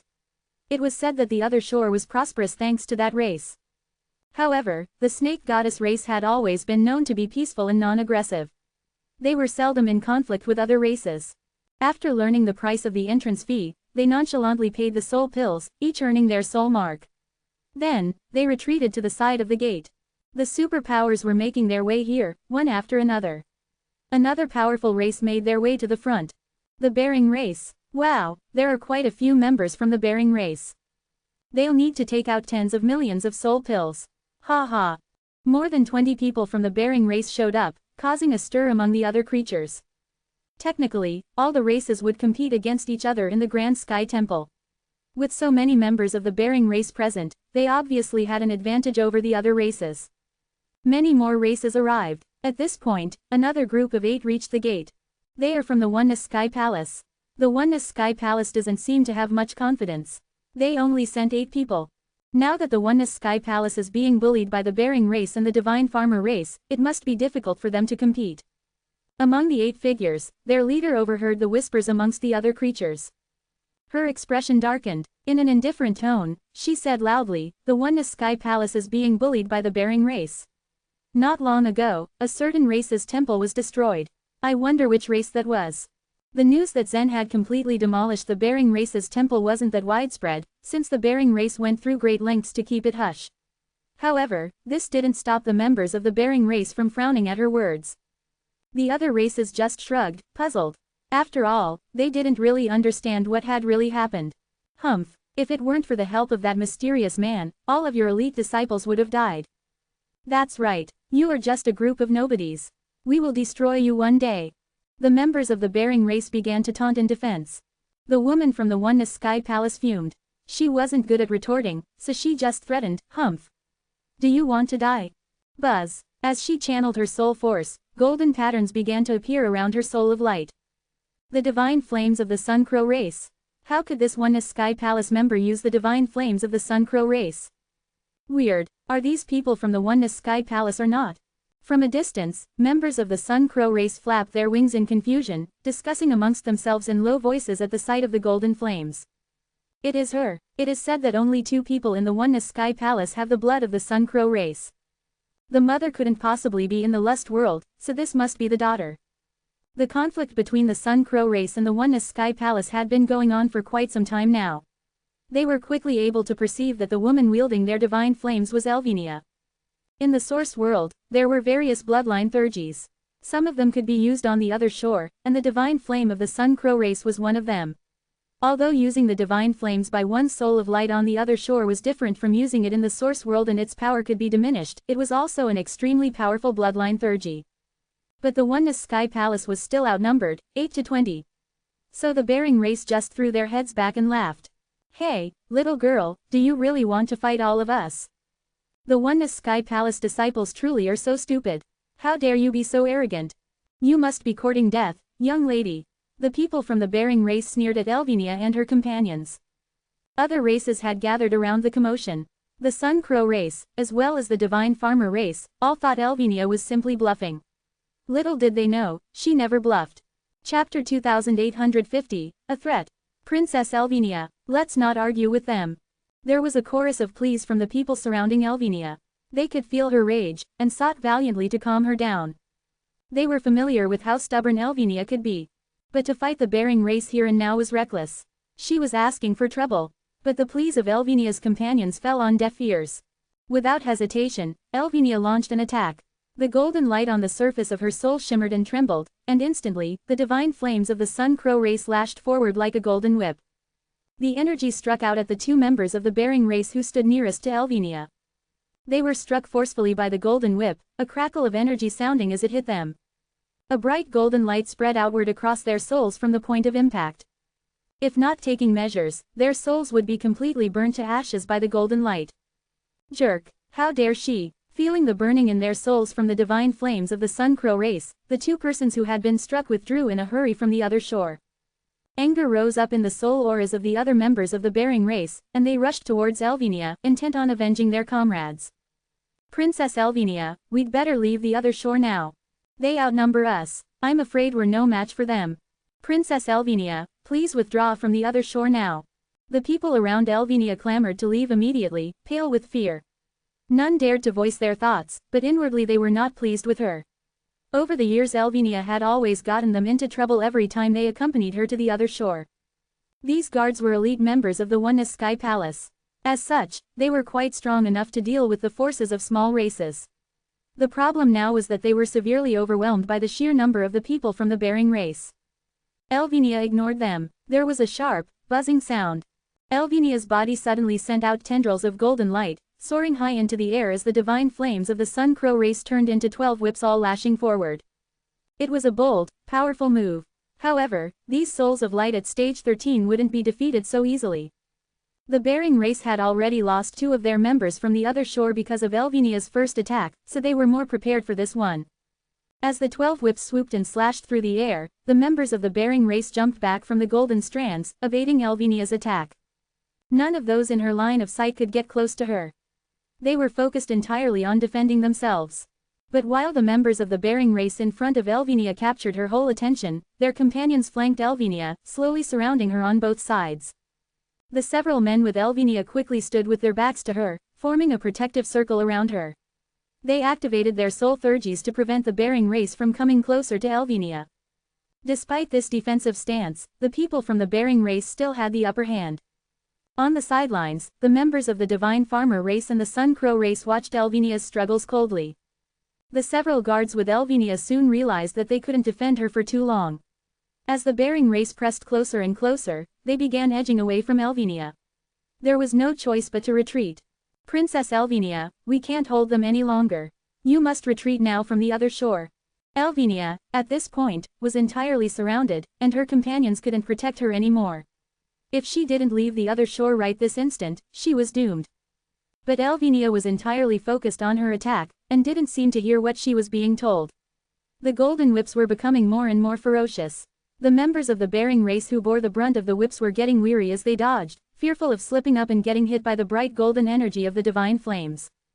While Elvenia concentrated on manipulating the whips, someone came up behind her. He had a small snake wrapped around his hand. When he was near enough, he shook the little snake lightly, and it formed a circle and shot towards Elvenia's body. Too late, Elvenia noticed the movements behind her, and she turned around. Seeing the snake, her face changed. Instantly, she realized her danger and decided to use the illusion-breaking rune to escape the other shore. She recited the spell, and her body blurred. The man who had thrown the snake quickly stepped forward, shaking his hand once more, and a blue thread was released. The soul-binding thread rose and floated over Elvenia's body. Her spell failed. She couldn't leave when she was held by the soul-binding thread. The little snake hissed and moved, enclosing her in the trap completely. Elvenia was stunned as her soul force froze. She couldn't launch any further attacks. The golden light faded as the divine flames were extinguished. The man who had defeated her was named Hater. Seeing her predicament, he sneered, "I can't tell if you are very brave, very foolish, or perhaps both. How dare you pick a fight with us when you are so obviously outnumbered? What a hot-tempered woman. I like her spirit. Look, she's still trying to escape Hater's dragon snake trap. She's crazy." The members of the bearing race jeered and laughed at Elvenia as she struggled desperately to break loose. But the longer the little snake held her, the more her soul force weakened. She was utterly unable to escape from the trap. Hater motioned with his hand, tugging at the snake, and Elvenia was dragged to his side. He lifted her up easily. Elvenia's guards had also been surrounded by members of the bearing race, but they shouted loudly when they saw Elvenia tied and lifted. "Let go of Princess Elvenia. Don't you know who she is? How dare you treat her this way? Hader glanced at them and then smirked at Elvenia. She glared at him. Let go of me right now, or you will regret it. Elvenia threatened. But the people of the Bering race were not afraid of the Oneness Sky Palace at all, especially Hader, for even among his own people he was powerful, and he held a high position in the Bering race. Thus, Hader merely snorted at Elvenia's outburst. You hold some sort of unusual position at the Oneness Sky Palace, don't you? Seems like you're an important person. How unfortunate that you met me. If someone else had caught you, you might have a better chance of succeeding with your threats. Before Elvenia could reply, he tossed her in the air, and caught her again, chuckling to himself. He moved to hand her over to one of the other members of the Bering race. Take her to our stronghold. Let the Oneness Sky Palace know that we will return her in exchange for soul pills. Then our costs today will be offset, Hader instructed. He chuckled again, imagining the reaction of the leaders of the Oneness Sky Palace to his demands. Elvenia's face was flushed. She had never been humiliated like this before. Held in the dragon snake trap, she closed her eyes, focusing on amassing her remaining strength. Faint golden lights flickered on the surface of her soul. But each flash and flicker of the golden light was absorbed by the snake, leaving no trace behind. The dragon snake trap was too powerful for her. She had no chance of escaping. The members of the Bering race were about to take Elvenia away when over a dozen people suddenly rushed towards them. Wait, someone shouted. The newcomers ran up to the Bering race, blocking their way. They were from the Oneness Sky Palace. The 7 mountains of the Oneness Sky Palace did not always act in unison. For instance, after hearing about the Grand Sky Temple, Elvenia had taken a few of the elite members of the Phoenix Palace and gone alone to the other shore. Other mountains, like the Bright Mountain, had also heard the news. Hyam from the Bright Mountain quickly organized his own group and led them to the Grand Sky Temple. Hyam was the man who had shouted. He and his companions had been astonished to reach the Grand Sky Temple and witness Elvenia being carried away by the Bering race. Against outsiders, the people of the 7 different mountains of the Oneness Sky Palace always presented a united front. Moreover, Elvenia held a unique and important position, so Hyam was duty-bound to try and stop the Bering race from abducting her. Ah, more people from the Oneness Sky Palace, I see, said Hader in a bored voice. He was clearly not afraid of the newcomers. Hyam let the others block the way of those who had Elvenia. Correctly identifying Hader as the leader of the Bering race contingent, Hyam walked up to him and said, Sir, Princess Elvenia is the favorite daughter of Eastern Emperor Tai. You are inviting trouble by trying to take her away like this. That caught Hader's interest, but his arrogant expression remained. Sneering, he said, so that's the reason everyone says she's important. I have miscalculated. If she's the daughter of Eastern Emperor Tai, then I should ask for an even greater ransom. Hader had been born into one of the most influential clans in the Bering race, and was himself a relative of Yellow Thierk. He was completely unimpressed by Elvenia's status as Eastern Emperor Tai's daughter. Don't you think it's a shame for the Bering race to kidnap Eastern Emperor Tai's daughter for ransom? Hyam asked. Hader's face turned cold. Don't you think it's wrong for this girl to provoke us, start a fight, and almost kill 2 of us? You should be glad her only punishment is to be held for ransom. She will not be harmed. And if you doubt my story, there are people here from races apart from the Bering race who witnessed the whole thing. Hyam paused. He did agree that Elvenia was in the wrong. It would not work to try and make Hader feel guilty or ashamed. Being a clever man, Hyam quickly switched tactics. So you are definitely not going to let her go? Hyam asked. She stays with us, said Hader, in a tone that brooked no argument. Hyam tilted his head, giving him a thoughtful look. Like everyone else here, you came for the Grand Sky Temple, didn't you? Wouldn't it be prudent to make sure no one gets in your way after the gate to the temple is opened? After all, your ultimate goal here is the Grand Sky Temple. If we try to make things difficult for you, it would put a wrench in your plans. Don't you agree? This time, Hyam's veiled threat worked. Hader's face darkened, and his aura became ice cold. Chapter 2851, The Soul Fighting Skill. Hyam was smart. He knew that the Bering race was more powerful and that the people from the Oneness Sky Palace were no match for them. If a conflict erupted with the Bering race now, the other races that followed the Bering race wouldn't stand by idly. But after they entered the Grand Sky Temple, the situation would change. Considering the many dangers and risks in the temple, it would be difficult for the Bering race to deal with the people from the Oneness Sky Palace if they made trouble. Hyam's threat left Hader quite restless. He clenched his fists and said, It seems that it's necessary to kill all of you here now. Buzz. Buzz, buzz. The soul auras of all members of the bearing race rose in an instant. The tension was so thick, and people were so on edge that even the smallest offense would spark a big fight here. Unlike the others, Hyam was not nervous at all. Instead, he grinned and said, "So the mission of exploring the Grand Sky Temple isn't important to you. Our Oneness Sky Palace may not be your equal, but we can still kill at least half your people. Do you want to take that risk?" The disciples of the Oneness Sky Palace standing behind Hyam were on the alert as well. They were prepared to make a move as soon as Hyam gave them the signal. Hader hesitated when he heard Hyam's statement. Their goal was the Dark Region. It was not wise to fight with the Oneness Sky Palace now. If too many members of the bearing race were killed, Hader would be responsible for the loss. The ear mice, who were the gatekeepers, observed from the sidelines all this while. They didn't care about the life or death of humans. They thought it was better for the bearing race to die since they had paid the soul pills. After brief contemplation, a smile appeared on Hader's face. He then shouted, "Members of the Sun Crow race, the Divine Farmer race, and the New Moon race, please help me kill this group of disciples from the Oneness Sky Palace." The three races had been on the fence during this discussion between Hyam and Hader. After hearing Hader's call, they stood, one after another. The number of people on Hader's side was about 100. In Stage 13, except for a small part of the indigo souls that had some special innate theurgies, the strength gap between them was not too big. Now that Hader had an overwhelming advantage, the strength of the people from the Oneness Sky Palace was insufficient to defeat them. A bitter smile appeared on Hyam's face when he saw the other large races support Hader. It seemed that they could not avoid trouble, no matter what logic Hyam presented Hader with. "Hyam, what should we do? Should we run? But we can't abandon Princess Elvenia. If they fled and left Elvenia behind, they would become the joke of the Oneness Sky Palace." Hyam didn't have much time to figure out their next move. The bearing race, as well as the other races, was already rushing toward them. With no other alternative left but to fight, Hyam stretched his hands. In an instant, his arms separated from his soul of light and transformed into 8 purple long swords. "I will stop them. Go rescue Princess Elvenia," Hyam instructed. He had observed the situation while talking to Hader. Now that the battle had begun, he could implement his plan. The other members of the bearing race, who held Elvenia captive, were on the other side.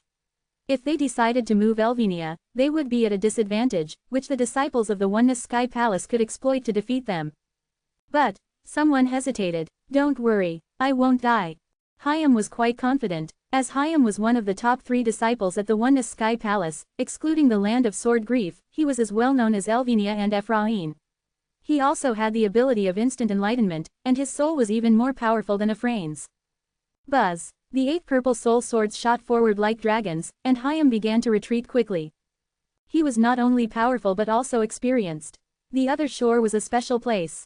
He knew he could leave as long as the soul-binding thread did not block him. He chose to distance himself from the other party from the very beginning to ensure his safety. Swoosh, swoosh, swoosh. The 8 soul swords flew in all directions and formed a sword curtain that blocked Hader and his group for a while. Meanwhile, the disciples of the Oneness Sky Palace rushed toward Elvenia. As those who held Elvenia captive were unable to deal with the situation, they left the other shore. "You have a lot of dirty tricks." Hader was furious when he saw that Hyam's cooperation with the disciples resulted in Elvenia's release. He shook his fingers lightly, and several little snakes flew out. These little snakes were purple-black, and their mouths were wide open. Their ghastly fangs promised an agonized death to anyone who had the misfortune of being bitten. As Hyam's arms had transformed into 8 soul swords, he could not stop these little snakes. He kept backing away, but the little snakes shot straight at him even faster. Whoosh, whoosh, whoosh. Those little snakes caught up with Hyam and then entered his soul of light. Is he trapped? Hader was delighted. Just then, Hyam's soul of light blurred. As he had left the other shore unexpectedly, those little snakes only collided with his shadow. After Hyam left, the 8 soul swords disappeared as well. Hader was furious as Hyam had cheated him again. Although anger coursed through him, Hader could not seek revenge as Hyam had left the other shore. "Kill the other disciples, and if they escape, kill the woman," Hader shouted. It was not easy to break free from the dragon snake trap that he had set. While the disciples could leave the other shore, Elvenia could not. Elvenia, who was still tied up, was shocked. Did the bearing race really dare to kill her? After Hader gave the order, however, Hyam returned to the other shore. "It's not a dirty trick. It's a soul-fighting skill." His cynical tone enraged Hader further. Screw you. Hader wanted to tear Hayam apart. The first rule of the soul fighting skill is that once a soul leaves the other shore, the soul fragments will also disappear. However, if the soul returns in a short time, the soul fragments will not integrate with it. Instead, they will reappear at the same place from where they disappeared earlier, explained Hayam with a smile. At his words, the soul swords that had disappeared with his exit reappeared. The people of the Bering race had left their earlier positions to carry out Hader's order. Now, the soul swords were flying toward them from behind. Puff, puff, puff. Unable to defend themselves, the souls of light of several members of the Bering race were pierced by the swords. A long sword cut Hader as well. He screamed as his soul of light emitted a burning pain. Although this kind of attack was not fatal, it had a significant impact on their souls of light. The other races that witnessed this battle from a safe distance marveled at Hayam's superb abilities and his knowledge of the rules of the other shore. It was truly worth their respect. Chapter 2852, Failure. The guy from the Oneness Sky Palace is so powerful. He single-handedly dealt with a group of warriors from the Bering race. If I were him, I probably would run away. The warriors from other races discussed among themselves while stealing glances at the scene. The 9 members of the Snake Goddess race stood quietly observing from afar. The Bering race are trying to kill the members of the Oneness Sky Palace. Should we make a move? A clear voice reverberated in the ears of the other members. No, don't forget our purpose, another woman said while shaking her head in disapproval. If the source world was divided into 3 large groups, the Snake Goddess race and the Oneness Sky Palace belonged to the same one. However, the alliance between them wasn't out in the open yet. The Snake Goddess race preferred not to cause too much trouble, so they chose to stand by and watch. Meanwhile, Hayam continued his attempts to retreat. After he successfully launched a sneak attack, the 8 swords under his manipulation were scattered in all directions after breaking down in many pieces. At the same time, some of those pieces bore the weight of Hayam, retreating from the other shore. Dang it, he did it again. Keep your eyes on the pieces. What if he returns to the other shore? The pieces are hard to deal with. The members of the Bering race felt helpless and gnashed their teeth in frustration. This time, Hayam had broken down the 8 swords and spread them around the area. If the Bering race wished to go after him, they would have to be on a constant lookout for the location of those pieces at any given moment. This way, the warriors would be restricted from moving at will. Nobody has ever dared to fool me like this. From Hader's point of view, Hayam's attacks were equivalent to cheap little tricks. He completely disregarded the debris lying around and charged towards the direction where Hayam had left. Hader stretched out his hand while in pursuit. A sharp streak of purple flashed in his hand. Shortly after, a thin blade appeared as he clenched it tightly. He wanted to wait here for Hayam to return to the other shore so he could kill him. The disciples of the Oneness Sky Palace escaped with Elvenia under their protection. The other races kept a close watch on the movements of the Bering race. While the rest of the disciples from the Bering race stood in place, Hader waited in silence with full attention. 3 seconds passed. 9 seconds. 30 seconds. Come out, you mongrel, Hader shouted on top of his lungs in frustration, his veins protruding from his neck. It was slowly becoming apparent that Hayam might not return to the other shore. Meanwhile, in the Oneness Sky Palace, on a distinct mountain somewhere, Hayam sat in the center of a hall with his legs crossed. He let his long luscious hair hang loosely over his back. His mustache was rugged and uneven, covering most of his face, and his robe was covered in filth, giving him an overall messy appearance. He seemed to be in a pleasant mood as he smiled to himself softly. The man beside Hayam slowly opened his eyes suddenly. Is he still there? Hayam inquired. The man shrugged and answered, yes. Don't go back in there now. He is yelling like some crazy man. I'm afraid, if you get in right away, he'll kill you. All right then, I'll stay here and wait for your news. Hayam patted on the man's shoulder. The man nodded and closed his eyes to focus. Aura of the truth of godly way began to spread out from his body, and then he returned to the other shore to investigate the scene. The same method had a miraculous effect for the first time, but if used a second time, the result might be bad. Although Hader was reckless, he was not a fool.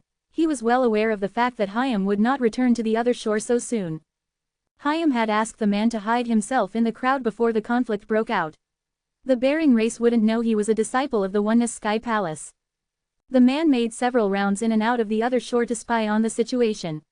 Even though his movements were suspicious, no one would direct their attention to him.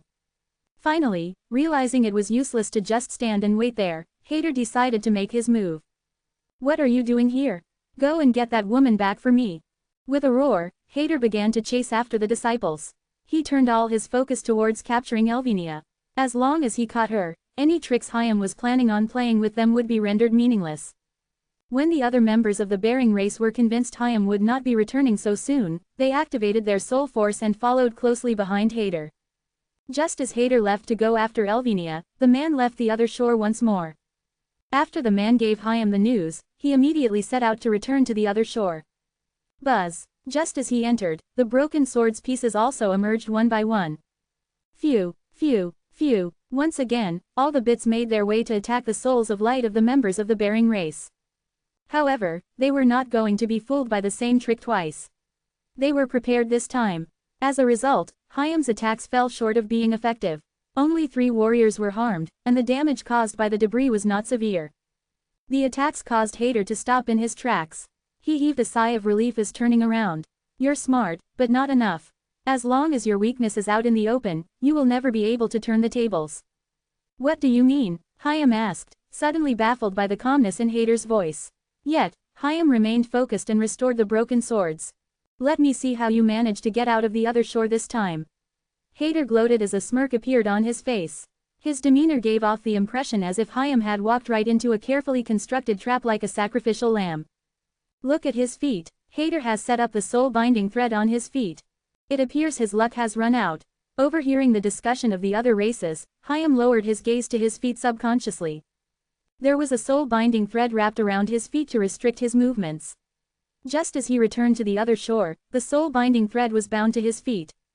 A weak smile appeared on Hayam's face. It seemed the man he had sent to check on the situation had left this detail out of his report. That boy still has a ways to go yet. Hayam shook his head in visible disappointment.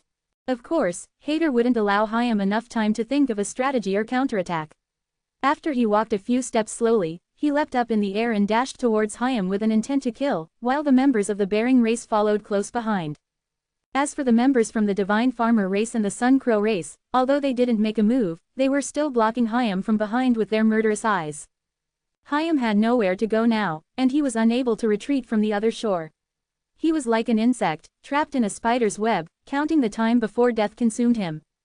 Even in the face of such an intense situation, he kept himself composed. Tenacious as he was, he refused to give up. The 8 long swords flew around him and vigorously fought back a fraction of the Bering race members. However, Hader moved past all the long swords and swiftly made his way to strike Hayam with his slender blade. Hayam's hands were occupied as they'd changed into swords. Without his arms, how could he be able to fight off someone as powerful as Hader? He could only use his feet to dodge and retreat. Observing his movements, Hader finally caught up to him and used the opportunity. The thin blade in his hand suddenly emitted a blood-red light and attempted to chop down Hayam's head. Although Hayam was unaware of what the blood light contained in the thin blade was, he did know if he got cut by it, his soul of light would get destroyed. Some of the other races spectating from afar sympathized with Hayam. They had already predicted his tragic fate in their hearts. Suddenly, a sharp light shot towards Hader's thin blade. Ding! With a crisp sound, a small soul sword circled in the air and made its way back to the chest of a human girl. It was Dorothy who swung the soul sword to protect Hayam. After Germain had left the other shore, he had told Winchell what she was about to do and caused a lot of trouble for her. However, there was nothing that could change her mind to return to the other shore. She didn't expect to see the disciples from the Oneness Sky Palace fighting against the Bering race as soon as she entered the other shore. Watching Hayam's life hanging by a thread as he was faced by a ruthless Hader, how could she hold back? Finally, she decided to make her move. Chapter 2853, A Single Palm Strike. After Dorothy's soul of light grew to the indigo soul, her attack's intensity increased as well. Her irresistible soul force was so mighty that the thin blade in Hader's hand was sent flying. Even Hader was forced to take a few steps backward. If ordinary people were saved at a crucial life and death moment, their first thought would be to escape. However, Hayam was by no means an ordinary man. When he saw Hader staggering backward, he didn't stop to see who had saved him. Instead, he believed this to be the perfect opportunity to attack Hader. And so, he slammed his feet against the ground and somersaulted through the air. When he felt considerable pressure descending on him, Hader panicked and glanced up. Unable to protect himself, Hader fell to the ground after Hayam trampled his head. Withdraw, Hayam ordered. The 8 soul swords flew toward Hayam. Just as they were about to pierce through Hader's body, Hader returned to his senses. Upon detecting the threat, he released a strong soul force, and a bear's shadow flashed faintly on his back. At this moment, his soul force increased manifold. As a result, Hayam could not hold on and was flung into the air. What a pity, Hayam sighed in his heart. His ultimate goal was to kill Hader with his soul swords. The Oneness Sky Palace wasn't a match for so many super forces, and yet, he had nearly reached his goal just now. The disappointment he felt was palpable. After the bear's shadow appeared behind Hader, he resembled an angry lion. Members of the Divine Farmer race and the Sun Crow race, what are you waiting for? Kill him. Now that the other two races were attacking Hayam, Hader turned his attention to Dorothy. Whoever dares to stand in my way is doomed to die. Hader moved so quickly and his aura was so overwhelming that it was a thrill to watch him. Is that the bear soul shadow of the bearing race? It's so powerful, but it is said that he has to pay a heavy price for it. The human woman who attacked Hader is not weak. Panic flashed across Dorothy's face when she saw that Hader was heading straight for her. Dorothy lacked experience in soul battles and didn't know how to escape this dilemma. Buzz. As her necklace of mystic soul flashed, a soul sword shot toward Hader again. Hader didn't flinch when he saw the soul sword nearing him. On the contrary, he stretched out his hand and slapped it. Bang! His attack deflected the soul sword. What? Dorothy was dumbstruck with fear when her attack failed. She knew that she had to flee, or she would die. Her soul of light flashed, and she rushed to the other side. But as she was not as fast as Hader, the distance between them decreased continually. Leave the other shore now, shouted Hayam from a distance. He was dealing with the attacks of the Divine Farmer race and the Sun Crow race. Although overwhelmed, he noticed Dorothy's predicament from the corner of his eye. When he saw that Dorothy was stupidly trying to escape, he reminded her. As she found herself in a situation where she couldn't escape, Dorothy prepared to use the illusion-breaking rune to leave the other shore. However, at this time, she saw a familiar figure appear in front of her. Then she stopped reciting the spell. What on earth are you thinking? Helplessness coursed through Hayam when he saw that Dorothy still hadn't left. He hadn't, as yet, noticed who had appeared in front of Dorothy. Hader was only 50 or 60 feet away from Dorothy. As he was afraid that she would leave the other shore, he gathered all his strength to activate his soul force. As a result, a faint golden light flashed on the bear's shadow behind him. As Hader leapt forward, his hands turned into sharp claws. Just as he was about to grab Dorothy, she pounced forward. The man in front of her reached out and caught her. The two of them spun wildly for a moment. Then, the man skillfully removed the impact force from Dorothy, and threw a palm at Hader. Go to perdition. At that moment, Hader didn't have time to figure out the identity of the man. He only knew that he had used the bear soul shadow. As a result, his soul of light would be burned off, piece by piece. As soul pills could not replenish a burned soul of light, he had to use soul crystal instead. Now, he was burning his soul crystal in his cultivation base. The price was high, but the effect was visible. No one could stop him in the 13 stages of the lust world. Hader reached forward and tried to defend against the palm. He believed that with his strike, he could break his opponent's arm. Moreover, he was so angry that he wanted to tear his opponent apart. But all that was wishful thinking.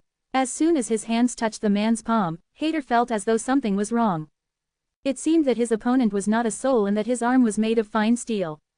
He couldn't even move the arm, let alone break it. What's wrong? Confusion coursed through Hader as he reeled from his failed attack. Zen, on the other hand, sneered, go to perdition. With that, he attacked Hader's chest. Puff. Zen didn't even use all his strength. However, the power contained within his palm strike was far more than 100 times stronger than Hader's. Although the bear shadow behind Hader tried to protect him, it only lasted for a very short time.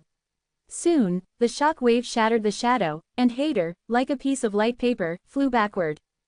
As the shadow dissipated, his soul of light also collapsed, and gradually, it dissipated on the other shore. With just one palm strike, Zen had destroyed Hader's soul of light, even though the bear soul shadow protected him. When the other races witnessed that, they were shocked. He has a corporeal body. Why is a corporeal body here?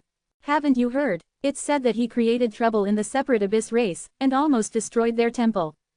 While some people from the other races knew about Zen's earlier actions, the majority of them did not.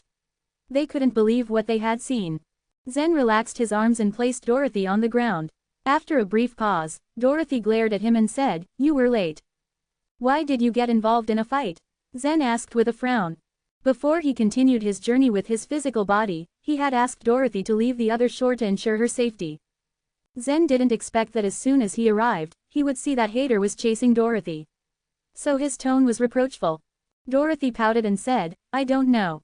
As soon as I returned to the other shore, I saw that the disciples of the Oneness Sky Palace were fighting with the Bering race. Hyam was almost killed before I went to help them. When she entered the other shore, she saw Hyam risking his life. As for why the disciples fought with the Bering race, she did not know. Hyam was being attacked by the Sun Crow race and the Divine Farmer race. Although he was flexible and had several schemes, the combined strength of the two races was beyond what he could handle. But after Zen's appearance, the other races stopped their attacks. The Sun Crow race and the Divine Farmer race didn't want to get involved in this battle in the first place. It was only on Hater's insistence that they obliged. The Sun Crow race might not have seen Zen's body before, but the Divine Farmer race had witnessed how Zen had destroyed the temple of the Bering race. Even if some of them hadn't seen Zen, they had already heard about him. They knew that they could not fight against such a monster. Chapter 2854, Saving Elvenia. Hyam's Soul of Light had taken a lot of damage from his bout with the Sun Crow race and the Divine Farmer race. But he had no regrets. In fact, he was still optimistic. He took out some soul pills and swallowed them before turning his head to yell to Zen, Princess Elvenia is still being pursued by the Bering race. Go after her.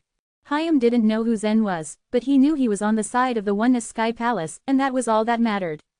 While Hyam was being chased down by Hater, he had seen some people of the Bering race going after the Oneness Sky Palace disciples. He wondered what had happened to them. Elvenia, why is she here? Both Zen and Dorothy were stunned. A strange feeling took over Dorothy's heart. Her mind couldn't help but wander to what happened in the Vastness Mountain and what Flamen had said. I'll save her, Zen said, taking off in the direction Hyam had pointed. Dorothy pursed her lips, saying nothing. Zen darted forward and before long, he caught sight of a dozen people fighting in the distance. A woman lay on the ground, wrapped by a little snake and unable to move. This was the first time that Zen had seen Elvenia on the other shore, but he could still recognize her by her silhouette. Elvenia, constricted by the dragon snake trap, was so anxious that she was about to spit blood. She was more dissatisfied than she had ever been. She had never suffered any great losses on the other shore and so certainly didn't expect to end up in this situation. The Oneness Sky Palace disciples were at a disadvantage. When they felt they had no chance of winning, they had opted to retreat from the other shore for the time being. However, the members of the Bering race were fearless and soon there were only 5 disciples left to struggle through the battle. I'm sorry, Princess Elvenia. I can't stand it anymore. The soul of light of a disciple had suffered greatly. He was left with no choice but to leave the other shore. Another 2 had no time to escape. The Bering race killed them and they let out a piercing shriek as their souls of light collapsed. The last 2 disciples then saw it was hopeless, and decisively activated the illusion-breaking rune. Only Elvenia remained. 2 of us were killed because of this jerk. Didn't you hear them? She is the direct descendant of Eastern Emperor Tai. One member of the Bering race hoisted Elvenia up and chuckled. You're from the direct line, right? You were born noble, but what does that matter? Once we return to our base, mark my words, you will suffer. How dare you? Elvenia shuddered with fear, unable to finish her words. Although the soul was not as strong as the body, no one had ever dared to threaten her like this. She knew if she fell into the hands of the Bering race, they would do nothing but make her life tortuous. You just wait and see. We're on the other shore now. Eastern Emperor Tai will not come here for us. The man of the Bering race scoffed arrogantly. If Eastern Emperor Tai does show up, he will never return. The Oneness Sky Palace has been content to exercise sovereignty over an area for so many years. Although it is known as one of the 3 orthodox human forces, it actually enjoys an unwarranted reputation. Ha ha. Quote, a wind blew while the members of the Bering race continued their sarcastic remarks. Up here, they all snapped their heads up at the sound of a voice and felt a black shadow crashing down on them. Bang! Zen smashed down on top of the one holding Elvenia. At the same time, he stretched his hand out and swept over the rest of the Bering race around him. His hand shook slightly, and all the people who were touched by his hand collapsed. They didn't even have a chance to escape the other shore before they perished. Elvenia sat on the ground, dumbfounded by the scene before her. She had heard of what took place on the stage 4, but she didn't know it was Zen who had done all those amazing things. Without a word, Zen wrapped his hand around Elvinia's back and pinched the little snake with his fingers, tearing the snake apart. He then said in a low voice, "Follow me." He had deliberately changed his voice, yet it still felt somewhat familiar to Elvinia. They had only met twice before, one at the Seven Mountains meeting and the other at the Phoenix Palace, and so Elvinia just couldn't place the voice she heard. When she saw Zen about to leave, she called out helplessly, I'm too weak to walk." The dragon snake trap had continued draining her soul force once it had grabbed hold of her. She was extremely weak now. Zen couldn't leave her alone out here in the wild. He thought about it for a moment, picked her up under her arms and put her on his back to carry her away. It was the first time that Elvinia had been carried on the back of a man, though this was only on the other shore. Zen's back felt like a solid stone to her. Her heart raced uncontrollably, she couldn't think clearly and her curiosity about this stranger raged. He had been helping the Oneness Sky Palace all this time, so she assumed he must be a disciple of the palace. The palace might not have said as much, but everyone believed this to be true. "Are you a disciple of the Oneness Sky Palace?" Elvinia asked in a soft and sweet voice. Both times they had met, Elvinia always wore an imperious look on her face. Zen was not used to this sudden change. He smiled and replied, "You could say that, but I'm not really." He purposely gave an ambiguous answer. Elvinia blinked and asked, "Is your body in the palace?" "Yes," replied Zen. "May I meet you?" Elvinia asked kindly. Zen shook his head without uttering a sound. He would not reveal the secret of his physical body to others unless it was absolutely essential. In the Swordlight Palace, he was left with no other choice and had to reveal the truth to Dorothy. If not for this, he would have joined the Oneness Sky Palace as an unknown disciple instead of letting Winchell bring him back. Elvinia was disappointed by his rejection. But Zen had saved her life, she couldn't force him to show himself. More to it, she really didn't have the ability. Many other races still waited at the entrance of the Grand Sky Temple. Many of them were already growing impatient. "Ear mice, we have given you the soul pills as you requested. When will you open the Grand Sky Temple? Were you lying? Do you even have the other shore key? What are you waiting for?" The ear mice, of course, were waiting for Zen. Without Zen's presence, they could not open the door easily. Although they had investigated Zen's body through various channels, they were still surprised to see that he had shattered Hater's soul of light with a single blow. This kind of power made the ear mice overjoyed. Dorothy stood beside Hyam, waiting for any sign of Zen. She looked around and saw Zen in the distance, carrying a soul of light on his back. She frowned and mumbled unhappily, "Why doesn't Elvinia walk by herself?" Hyam laughed on the inside. He knew Dorothy was just jealous. Chapter 2855, Argument. Everyone stared at Zen. Regardless of which race they belonged to, all of them had fear in their eyes. The only exception was the ear mouse race, whose members let out sighs of relief. It seemed that the soul of light named Zen was right. He was this corporeal body's spokesperson. One of the mice squeaked, "You are finally here." 3 ear mice came up to Zen with an air of great respect and deference. It was their first time to see Zen's physical body. Zen, of course, knew that they had been waiting for him, but he didn't want to talk about opening the door right now. "We'll discuss this later," he said. He walked past the mice and towards the disciples of the Oneness Sky Palace. Grimly he asked them, "Which races attacked you just now?" At Zen's words, many warriors in the crowd looked shocked and nervous. "The Bearing race, the Divine Farmer race, the Sun Crow race and the New Moon race," answered Hyam in a cautious tone. Zen nodded and turned to the crowd. His eyes swept over the warriors and landed on a flock of bird-shaped souls of light, belonging to the Sun Crow race. Coldly he said to them, "Don't even think about exploring the Grand Sky Temple. I give you a choice. Leave the other shore now, or I will kill you." At Zen's ultimatum, the Sun Crows shrank back and drew closer to each other. While they felt fear at Zen's words, they were hesitant to leave right away. They wanted to see how the situation would develop. Even if the worst happened, they believed that they could escape from the other shore at any time. The members of the Bearing race were thinking along similar lines. They stood a safe distance from Zen, observing him as he spoke, and they refused to give up on the chance that they might still find a way to explore the Grand Sky Temple. After all, they had already handed in their soul pills. It was different if the ear mice were on Zen's side. After they entered the Grand Sky Temple, they wouldn't be able to leave the other shore. By then, they would have no choice but to let their souls be slaughtered by him. A warrior of the Divine Farmer race spoke up. "Are you willing to listen to the reason? The Bearing race asked us to help, and our only choice was to fight with them. Incidentally, not a single disciple from the Oneness Sky Palace was killed by us. Will you deny our entry just because we fought alongside our allies? It was not your only choice. You could have refused to fight, Zen said, sneering at the warrior. Since you chose to follow the Bering race, you must pay the price. That's not the first time you've played such a trick. You also allied with each other to kill the Nine Li race. There are consequences for your actions. The destruction of a superpower was a matter of great importance even in the source world. All the races present were familiar with the history of the Bering race and the Divine Farmer race. Their coordinated efforts had led to the destruction of the Nine Li race. The crowd were curious and slightly anxious. They wondered why Zen had specifically mentioned the Nine Li race. He had sounded genuinely indignant. Was Zen a member of the Nine Li race? Elvinia, who was on the back of Zen, sensed the change in his aura, a shift towards darkness at the mention of the Nine Li race. She thought that this corporeal body's identity was probably more complicated than she had imagined. The 6 people standing in the corner had also been jolted by the mention of the Nine Li race. They looked uneasily at each other. "Brother, why did he bring up the Nine Li race? Is he one of us?" murmured the human girl in a low voice. "It could be. Otherwise, why did he mention the Nine Li race at all?" One of her companions whispered back. The burliest man in the group shook his head.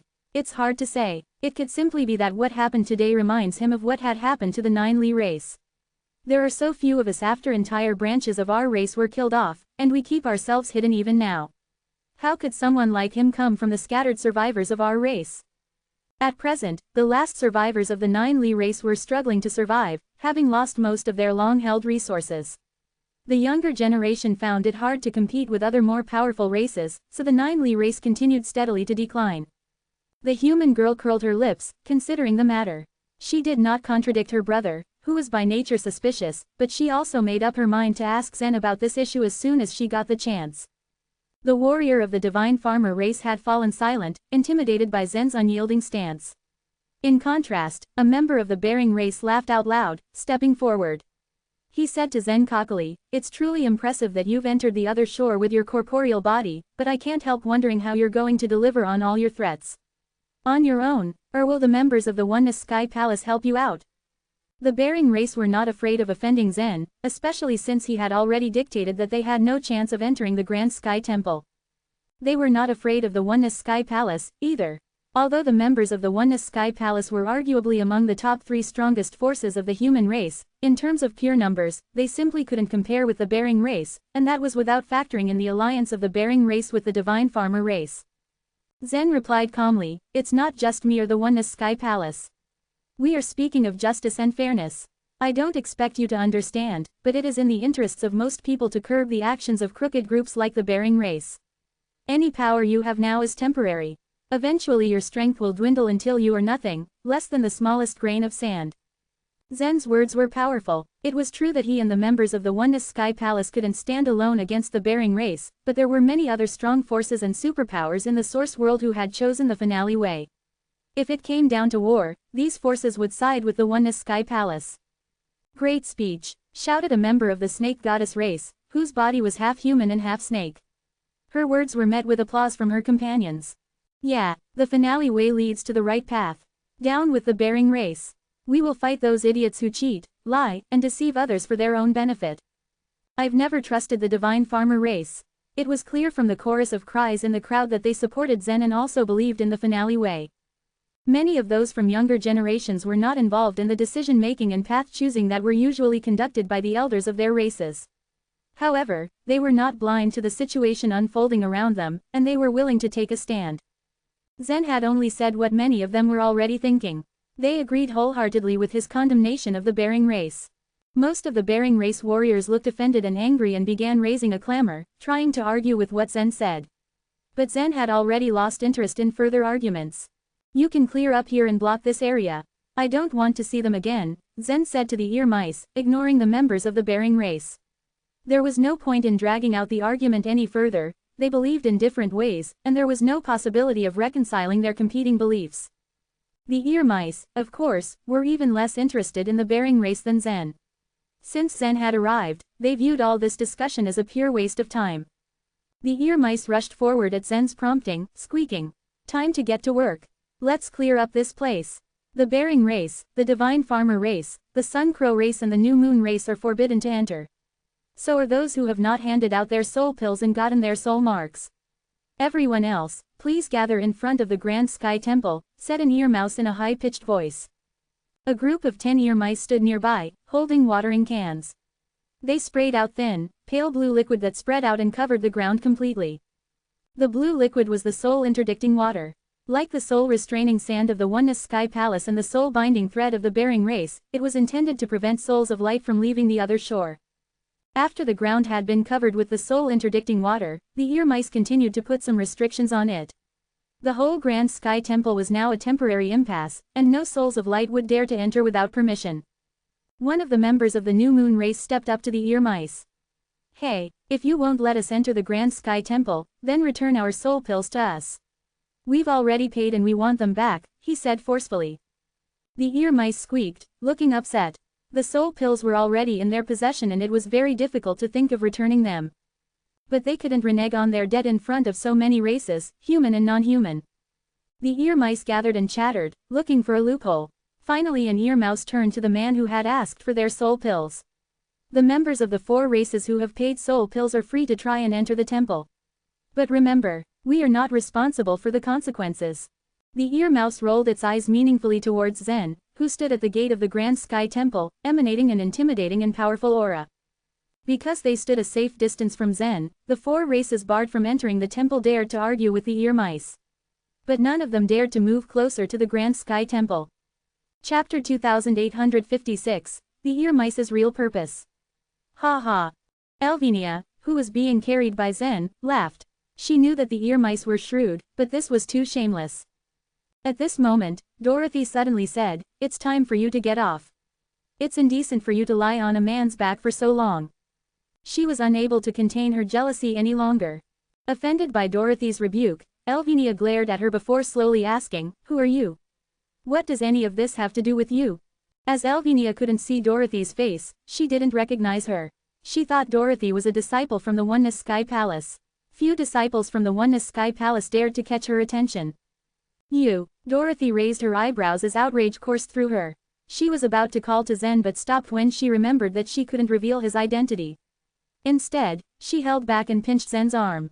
"Hey, put her down." Zen wasn't focusing on the 2 women as he didn't expect them to argue over such a trivial thing. He glanced at both women as he tried to figure out what was going on. Hyam chuckled before responding, "We're family. Princess Elvinia, this is Dorothy. She helped us earlier." "Oh, it's you." Elvinia was stunned. "So what?" Dorothy seemed as imposing as Elvinia. Elvinia was unwilling to back down. She leaned her head against Zen's shoulder and deliberately said, "My soul force has been drained. As I have no strength left, I can't come down." Elvinia was taking soul pills the entire time that Zen carried her. Although she had lost a considerable amount of soul force, she had now replenished most of it. Dorothy knew that Elvinia would be dishonest about her soul force. With a smile, Dorothy said, "The Grand Sky Temple is going to open soon. Since you lack soul energy, you should leave the other shore and rest. You must take care of yourself. The temple is a very dangerous place." As soon as Dorothy finished speaking, Elvinia jumped off Zen's back. She was so fast that everyone was astounded. Even from her soul of light, one could tell that she was flexible. She replied coldly, "Thank you for your concern. I can replenish my soul force." As she spoke, she took out a few more soul pills and absorbed them into her soul of light. At the same time, her soul rapidly filled with energy. "Princess Elvinia, the Grand Sky Temple is a perilous place. As you are a princess, perhaps you'd better not enter it," Zen rationalized. Both Hyam and Elvinia were not included in Zen's plan. However, the Grand Sky Temple would surely attract the disciples of the Oneness Sky Palace, and the conflict caused by Elvinia was something that Zen had not expected. "I can take care of myself. I'm not as fragile as someone," Elvinia said sarcastically as she glared at Dorothy. Dorothy raised her eyebrows and readied herself for a scathing retort, but Zen reached out and pinched her arm. So, she bit her tongue. After all, she hadn't come to quarrel with Elvinia. The ear mice had used the soul interdicting water to seal the area in front of the Grand Sky Temple and imposed restrictions. The large races that had paid the soul pills lined up at the temple gate as they waited to enter. The arrogant and aggressive members of the separate Abyss race fell silent as soon as Zen appeared. As most of them had come from stage 11, they had witnessed Zen grow to over 10,000 feet tall. Since they were terrified of Zen's physical body, they didn't dare to provoke him. After the other races had completed their preparations, an ear mouse climbed the stairs in front of the Grand Sky Temple and stretched its thin claw, which was marked with long and thin lines. As it tapped the gate with its claw, the gate flashed with metal luster before it slowly opened. The other races appeared anxious. Everyone wanted to enter the temple first, but as the ear mice had imposed restrictions in this area, the members from the other races had to follow their orders. "Well, you can enter now," said the ear mouse. As soon as it finished speaking, the gigantic souls of light of the separate abyss race rushed into the temple. The other races also dashed forward, one after another. In stark contrast, the ear mice stood by patiently. They didn't seem to be in a hurry, even though they had opened the door. More than 2,000 souls of light had gathered at the gate of the temple. In a flash, almost every soul of light had entered the temple. "Why don't you go in?" Dorothy prompted Hyam. As she hated the princess, Dorothy couldn't wait for Hyam to escort Elvinia inside. Dorothy had been with Zen ever since she had entered the Sea of Truth. Jealousy coursed through her at the thought of someone else vying for Zen's attention. However, Hyam, Elvinia, and the other disciples from the Oneness Sky Palace thought that it was the best to follow Zen. As Zen didn't move, they stayed put as well. "I have reached an agreement with the ear mice. I can only take Dorothy into the temple with me," Zen explained. Among all the creatures here, only Zen and Dorothy hadn't paid the soul pills. Elvinia fixed her gaze on Zen. She was a straightforward woman. Since he did not intend to explore the temple with her, she decided to proceed alone. Hyam cupped his hands and bowed before Zen and Dorothy. Then, he said, "If that is the case, we will enter first. Thank you again for saving us." "There's no need to be so formal about it," Zen replied. After the disciples of the Oneness Sky Palace entered, Zen walked up the steps too. At this time, the ear mice surrounded him. One of them asked respectfully, "What's your name, sir?" "Just call me Thad," Zen replied. The ear mice knew that Zen wouldn't give them his real name, so they didn't pressure him. One of them asked, "Since you came to the other shore with your corporeal body, you must have some extraordinary talents. I wonder if you can destroy the Grand Sky Temple." "You want me to destroy the Grand Sky Temple?" Zen had no trouble breaking the Sacred Mallow Temple on Stage 1. The Bering Race's temple on Stage 4 and the buildings on Stage 11 were not a challenge either. However, he was unsure if he could destroy the Grand Sky Temple on Stage 13. Zen turned to study the building. The temple glowed with a faint metallic luster as though it had been infused with a special metal during its construction. He walked to the door, pressed his hand against the wall, and slowly released his strength. Sizzle. The wall was apparently more solid than Zen had expected. Even though he employed 50% of his strength, only a finger mark was left on the wall's surface. As the wall is 5 feet thick, it will be difficult to destroy, Zen surmised. When the ear mice saw this, ecstasy appeared on their faces. "Unbelievable, you left a finger mark on the wall," one ear mouse praised. "What do you mean?" Zen was puzzled. "The way to the dark region is blocked by a wall. It is not as solid as this one. Since you have such strength, you will be able to destroy it easily," the ear mouse explained. The reason why the ear mice were not in a hurry was that they knew that no soul of light could destroy that wall. They had completed their preparations before entering the Grand Sky Temple. Chapter 2857, Ruling Forces. Compared to the other great races, the ear mice had an unparalleled advantage in this aspect. After all, they were involved in most of the deals on the other shore. They knew the whereabouts of the other shore keys as well as the other shore tokens. For the past 10 years, the other shore key to the Grand Sky Temple was rarely encountered. Only 3 were ever sold. However, when the anomaly appeared behind the Grand Sky Temple, the ear mice immediately located a creature that possessed the key and bought the key for a steep price. As they reached the end of the Grand Sky Temple, they found a wall blocking their way. Seeing this, they felt disheartened. The souls of light were not able to cross the wall. Later on, the ear mice quickly came up with another plan. They began to spread the news. Soon enough, all the major forces in the source world found out about the anomaly of the Grand Sky Temple. Their goal was to earn more soul pills. Because there was no soul of light that could break the wall down, they wouldn't be able to enter the dark region. But a few days ago, they heard news from Stage 4 and Stage 11. This allowed the ear mice to change their strategy once more. The man in front of them gave them hope that the wall could be torn down. The Grand Sky Temple was enormous. It was 100 times larger than the Sacred Mallow Temple. Zen and Dorothy followed the ear mice into the hall. There they saw a huge statue in front of them. The statue was 60 feet tall. It had an eagle head and a bear body. It emanated an extraordinary aura. Is this the race that built the Grand Sky Temple? Zen inquired. One of the ear mice nodded and said, the Grand Sky race was a powerful race. They could be considered as a ruling force. A ruling force? Zen blinked in wonderment. Yes, any powerful race that has ruled the entire chaos can be called a ruling force, the ear mouse laughed.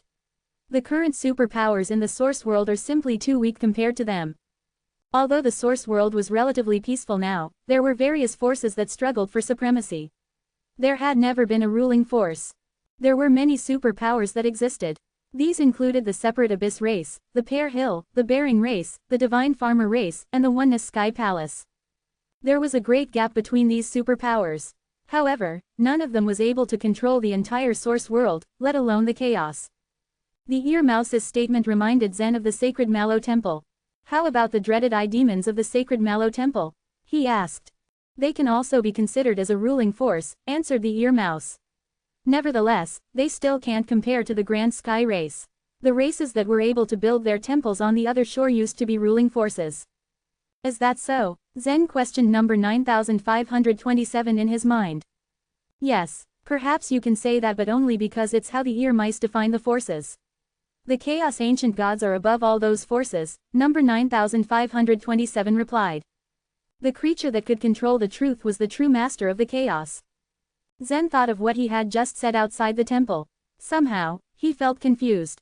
He asked the ear mouse, did the Grand Sky race follow the finale way? Yes, the ear mouse nodded. Well, it looks like they also failed. A look of regret registered upon Zen's face. Both the dreaded eye demons and the Grand Sky race had been able to control the entire chaos. They could summon more resources and they might be even more powerful. But in the end, they couldn't escape that needle. You are living in too much pain. In addition, you have only repeated the path of the predecessors. Before the finale way is realized, you have to rely on us for everything, the ear mouse said. What? We have to rely on you? Zen was stunned by this. Dorothy also blinked in shock. The ear mice were the most mediocre super force in the source world. They didn't seem to have any other needs except earning divine crystals and soul pills. They could just exchange powerful other shore tokens, rare other shore keys, and a large sum of soul pills for divine crystals. Other than being used as a currency, the divine crystals could only be used to replenish the energy of the other shore tokens. The ear mice's obsession with the divine crystals had always been incomprehensible to the other races. Squeak, squeak, squeak, squeak. Several ear mice squeaked to change the topic. The ear mouse talking with Zen gave a wicked smile and promptly changed the subject. Obviously, Zen and Dorothy understood. Regardless, a superpower would definitely not be as simple as they thought. The ear mice should not be underestimated either. They bypassed the statue and continued towards the end of the hall where there were 19 arched doors. It was Zen and Dorothy's first time to visit here. Naturally, they didn't know what the doors meant. All of the 19 arched doors lead to the same destination, but they differ in their difficulty. The 13th and 17th ones are death roads. The 7th one is the simplest while the 19th one is the most difficult. The souls of light that went inside had a slim chance of surviving, however, many of them had discovered some powerful other shore tokens there. The information provided by the ear mouse was worth more than 100,000 soul pills. The more they knew about the temple, the more hope they would have for survival after all. With that, it asked Zen, which arched door will you choose? It left the decision up to Zen. I'd like to choose the 19th one, answered Zen. There weren't many things that could threaten Zen on the other shore. In the first place, he had already planned on finding other shore tokens. Therefore, he wouldn't let go of this great opportunity. The ear mice glanced at each other. They didn't know much about what was behind the 19th door. They only knew that this path was very dangerous. But this time, Zen was leading the way. Thus, they would have the chance to find some high-grade other shore tokens as well. Well then, let's go.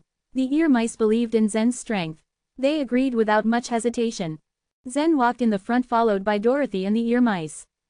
There was a long and narrow semicircular passageway behind the arch. The ceiling of the passageway was bumpy and uneven. It was covered with lines that resembled the blood vessels of a human body. The faint red light emitted by the lines was flickering. Sometimes it was bright and sometimes dim. It was just like the rhythm of breathing.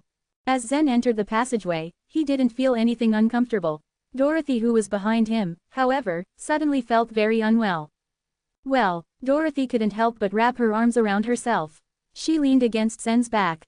What's wrong? Zen turned his head and asked in concern. He didn't worry about his own safety but he had to protect Dorothy. I feel like my soul force is fading away, Dorothy answered. Zen looked at the ear mice and one of them said, after we enter the Grand Sky Temple, our soul force will constantly drain. This is the rule of this temple. Before we enter the passageway, it drains very slowly. But now, it is depleted faster. You can take soul pills to replenish it. Dorothy nodded and took out some soul pills. She took them to replenish her soul force. She brought a lot of soul pills with her so the lost soul force was not a problem for her at all. Chapter 2858, The Faces on the Walls. What is going on here?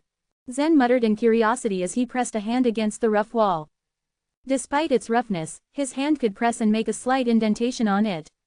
It wasn't rock but more of fleshy material, almost like the internal cavity of an animal. We don't really know. According to rumors, the 19 passageways within the Grand Sky Temple are, in fact, living creatures, and we are walking in their bellies, an ear mouse answered. The other shore was filled with infinite mysteries, some stranger than the last. There was no way to investigate, much less prove, all of them. The party continued forward and every 1,000 feet, the ear mice and Dorothy would have to absorb soul pills in order to replenish their soul force. Blood-red luster radiated from the walls, becoming brighter as they ventured deeper into the passageway. There were times when sections of the path were illuminated entirely by the red light but there were also times when it simply stretched on in darkness. Despite having Zen lead the way, the ear mice and Dorothy still felt the pressure and were definitely on high alert. Arg! Sounds of screaming could be heard up front, catching them by surprise. What was that? That must be the creatures that entered the passageway first. What did they encounter for them to scream like that? Numerous creatures from various races had also entered the temple that day. Some knew of the slim chances the 19th passageway offered in terms of survival but there were others that had no idea and chose it without knowing the possible horrors that awaited them. I'll go look, Zen told them determinedly. He darted forward the passageway, leaving the party behind. It was after 2,000 feet when he came upon a strange sight. Faces, all of them with their eyes closed, lined both sides of the path. The faces had variety and belonged to all kinds of races. Zen could identify a few human ones among them. What was unsettling about these faces though, was the fact that all of them sported abnormally painful expressions. The scream didn't come from these faces, Zen muttered to himself. He continued to take a few more steps forward and entered the corner where he saw 8 souls of light being pulled into the walls by random hands coming out of the walls. There were still a few faces in this area and some of them had their eyes open. They're from the Separate Abyss race, he said to himself in realization. Members of the Separate Abyss race possessed large bodies that could block the passageways entirely. Zen could recognize them at a glance. At that moment, they were currently struggling against the arms that were adamant in pulling them into the walls. The souls of light used their best methods and their soul force continually surged within the passageway but to no avail. At last, the hands succeeded in dragging them into the walls. As the last member was taken, he looked up and locked eyes with Zen. He pointed at him and began to grovel. Help, help me. Zen's history with the Separate Abyss race was less than stellar but he still found it in himself to reach out and grab the begging man's arm. He really tried to pull him out but even his help couldn't save this man from becoming prey to the passageway wall. All that Zen managed to do was break off his arm and let the rest of him get swallowed up by the wall, quite literally. One could split their soul into many pieces and they were all alive, just like Hyam's long soul swords. However, if Hyam's main soul lost consciousness, then the long swords would disappear. Zen held the arm, the only thing that had been left of that unfortunate warrior. However, a moment later, it suddenly vanished in a wisp of purple smoke. At that moment, the faces that lined the walls all opened their eyes. Suddenly, numerous arms, long and pale, shot out of the walls. These arms were extremely pale, bordering snow-white complexion. Each arm ended in a sort of weird, 3-fingered hand, and each finger was 1 foot long. It was something Zen had never really seen on any creature before. Whoosh, whoosh, whoosh, the arms all made a grab for Zen, clawing at his flesh. Crack, crack, crack, in a blink of the eye, 8 hands managed to grab hold of him and began to drag him towards the wall. Impressive, also a tad bit creepy. But it's wishful thinking to think you can drag me in, he hissed at the arms coldly. Zen twisted his body and swung his right hand. There was a nasty crunching sound as the hands he hit broke, some even splintering completely and leaving hanging, broken bones and sinew. Probably realizing that Zen wasn't as weak as their earlier prey, the broken arms all retreated into the walls. What's behind the walls? Let me see, Zen demanded, grabbing hold of a broken bone that was in the process of retreating.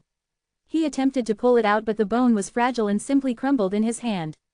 Ahaha, the faces on the walls began to growl.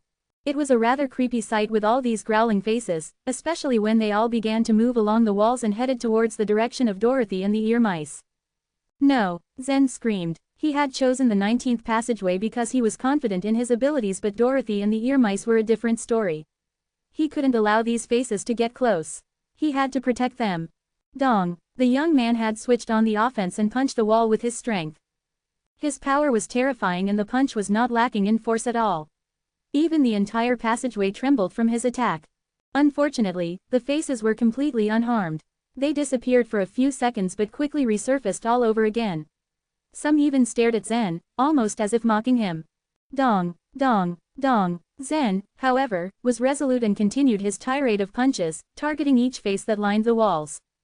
As per his observations earlier, the walls weren't made of hewn rock but some kind of fleshy material. This proved to be a disadvantage as the flexible walls absorbed the force of Zen's punches, keeping the faces out of harm's way. Thad, what's going on? Dorothy shouted from the red haze. She heard the commotion and figured that Zen had made his move. She couldn't really see anything since her spiritual sense was blocked. Mind both sides of the path. She heard Zen answer from beyond. What? Why? What's wrong with the walls? Wait, look, some masks are flying along the walls. These are faces. Look, I can even see some of our race. Squeak, squeak, squeak. The ear mice began to panic, quite scared of what was happening. The reason they dared venture into the Grand Sky Temple was that they held a lot of information, more so than the other races. Moreover, they had Zen to protect them. However, their current situation proved to be quite precarious. As the faces reached their area, white, three-fingered hands began to shoot out of the walls and charged at them. An unfortunate ear mouse that had been standing close to the wall was the first casualty. It was suddenly grabbed by a hand and dragged into the wall before it could even scream. Stay away from the walls. Don't allow yourself to get caught. Soul Protection Shield, one of the ear mice cried out, summoning a shield from its claw. There was a flash of light as a small, round shield surrounded the ear mice and Dorothy, protecting them from harm. The Soul Protection Shield was a powerful soul weapon and was only a bit weaker than Dorothy's necklace of mystic soul. Relieved due to the fact that there was now a shield to protect them, the ear mice and Dorothy began to relax. Surely the hands wouldn't be able to reach them now. Unfortunately, they were very wrong.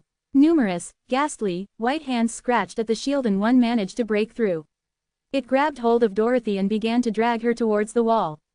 Chapter 2859, The Hearts of Accomplice. These hands were nothing for Zen. However, the souls of light simply found them totally vulnerable to their attacks. Even though Dorothy had an indigo soul, it was still difficult for her to defend herself.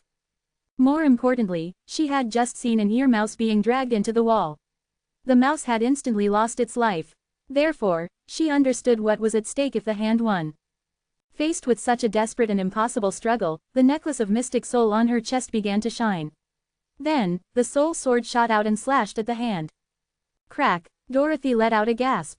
The almost invincible soul sword had only left a shallow mark on that hand. And after her first attack failed, the hand reacted so fast that there was no chance for her to launch another one. She was directly dragged towards the wall. Just as her body was about to be squeezed into the wall, Zen rushed over, grabbed the hand with one fist and squeezed. Crack! There was a loud snapping sound, and the bones inside the hand were instantly broken to pieces. Yarg! A face on the wall let out a shrill cry of anguish and rushed back into the wall. However, more faces appeared on both sides of the passageway and more hands began to come out on both of the walls. It was as if there was an army of attackers around them. Zen wrapped his arms around Dorothy and pulled her towards the center of the passageway. He then called out, "Follow me, all of you." When the ear mice saw that even the soul protection shield could not protect them against this unknown foe, their faces turned deathly pale. Squeak, squeak, squeak, squeaking shrill cries of fear, they rushed and nestled around Zen, wishing to enter his body for protection. A demonic laughter rang out. More hands began to creep out of the walls and the entire passageway was almost filled with the creepy sight.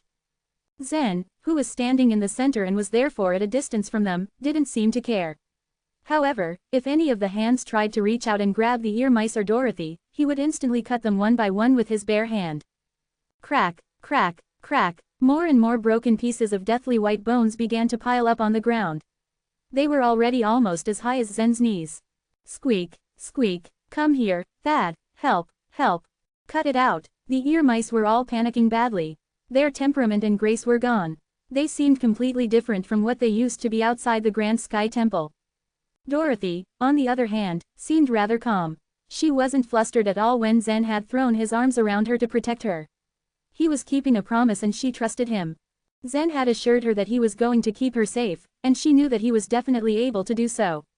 The things she had experienced on the other shore had strengthened her faith in Zen. The fight lasted for about 15 minutes. The pile of bone fragments on the ground could almost reach his waist now. Finally, the noise began to subside. No more hands stretched out from the walls, but numerous faces were still floating on them, gazing at Zen with empty eyes. Squeak. Finally they are gone. Dang, the 19th passageway is really dangerous. Thad, you are really powerful. Squeak, you're our best friend. Hearing the ear mice's praise, Zen merely rolled his eyes. If he were being honest, he didn't want to be friends with them. What are these creatures? When Dorothy finally came out of Zen's arms, she stared at the faces on the walls. It was a little creepy to look at and her voice shook a bit. One of the ear mice was observing the walls intently and said after a while, if I am not wrong, then these faces must be the legendary wandering ghosts. Wandering ghosts? Zen repeated in a curious tone. I've heard of them, Dorothy piped up. Those who cannot return from the other shore are referred to as the wandering ghosts. If a soul died on the other shore, the body would become a simple shell. However, some people's souls didn't die. Instead, they stayed on the other shore forever for some reasons. They were called the wandering ghosts. A few disciples of the Oneness Sky Palace had become wandering ghosts, so Dorothy had heard of them. Their souls are enslaved in the walls forever. How poor they are, Zen sighed as he stared at the faces. The ear mice didn't have much pity for these wandering ghosts. They were more concerned about their own lives and business. The latter part was made clear when they waved their hands, and small blue triangles appeared. They were going to collect the broken bones lying on the ground. In their defense, these arms had displayed astonishing strength. The bones could now be sold as powerful other shore tokens. After collecting all of the broken bones, the ear mice bowed towards the faces on the walls and then left with Zen and Dorothy. As they moved, so did the faces on the walls. After losing their arms, the faces could obviously no longer launch an attack. They could only track the group on its progress through the passageway. Even so, the group was still followed closely by the faces on both sides. The eyes were mainly staring at Zen. They howled in a voice full of resentment.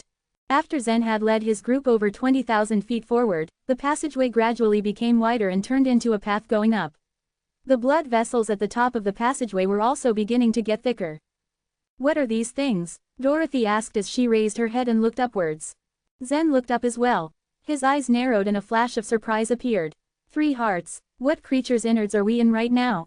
On the top of the passageway, 3 hearts were hanging, pounding and pumping constantly. Each of them was half as tall as a person.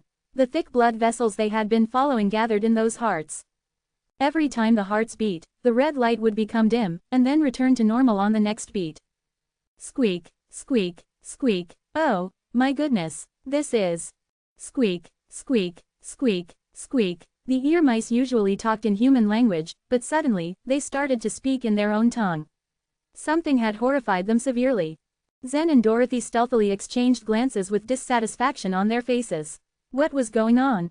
The ear mice had bought and sold a large number of other shore tokens over the years, which meant that they were experts in identifying the other shore tokens. They must have recognized the hearts. And it was obvious that they didn't want Zen and Dorothy to know. Otherwise, why would they start discussing among themselves in their tongue? Zen had seen with his own eyes how shrewd and clever the ear mice were. He didn't know what they were plotting, but since they didn't want him and Dorothy to know about it, something was definitely up. Zen's face darkened and he said, all right then. Since you guys don't want me to know what you are up to, you can go ahead by yourselves. Dorothy and I are going to leave the Grand Sky Temple. He was being clever now. The group was still exploring the 19th passageway. Without Zen, the ear mice wouldn't be able to leave the passageway alive, let alone explore the dark region. These 3 hearts were quite a significant discovery. The truth was, they wanted to obtain the maximum benefits for their own selves, so they were discussing whether to tell Zen and Dorothy the truth or not. While they were chatting non-stop, they suddenly became anxious when they heard Zen's words. If he really did leave, they were gone. Squeak. That's not what we meant. Squeak. Alright, listen, these are the hearts of accomplice. They are one, or rather, three of a kind. We've only seen one of those in the source world. And even that was a long time ago. But now, there are three of them in front of us, which is quite a surprise. The Grand Sky Temple is truly a miraculous place. The ear mice explained at once. Obviously, they were very excited about this discovery, but also frightened of him leaving. Despite their disorganized and incoherent speech, Zen and Dorothy still understood what they were trying to say. Chapter 2860, Terrifying Ability. The Other Shore had always been a magical place. It was home to the Other Shore tokens that did not just have Other Shore power, but had various special abilities as well. The Other Shore tokens of the strengthening type always possessed strong Other Shore power. For example, the Strength God totem had more Other Shore power than others in Stage 13, however it was no longer popular among the warriors. For one, the bodies of the warriors in the Lust world were restricted, so they couldn't exert the full strength of it. Besides, only strength was not enough. But Zen's body was able to handle the Strength God totem, and so he chose it without hesitation. Among the Other Shore tokens, the mysterious and descending types were the most popular. They were known to have rare abilities. The Heart of Accomplice is a mysterious Other Shore token. It was once possessed by a member of the Celestial Wolf race, the Ear Mouse explained. The Celestial Wolf race were extremely powerful. However, they were small in numbers. This had prohibited them from going against super forces. In the early days, the Celestial Wolf race dwelled mostly in the Star Wolf province. They rarely participated in the disputes outside. However, that changed when the Dog Barbarian race, a super force, invaded the Star Wolf province some 10,000 years ago. The Celestial Wolf race fought with all their might, but they were weak and powerless against the Dog Barbarian race. The leader of the Dog Barbarian race, Lord Shah, was one of the top warriors in the entire source world. No one in the Celestial Wolf race was at par with him.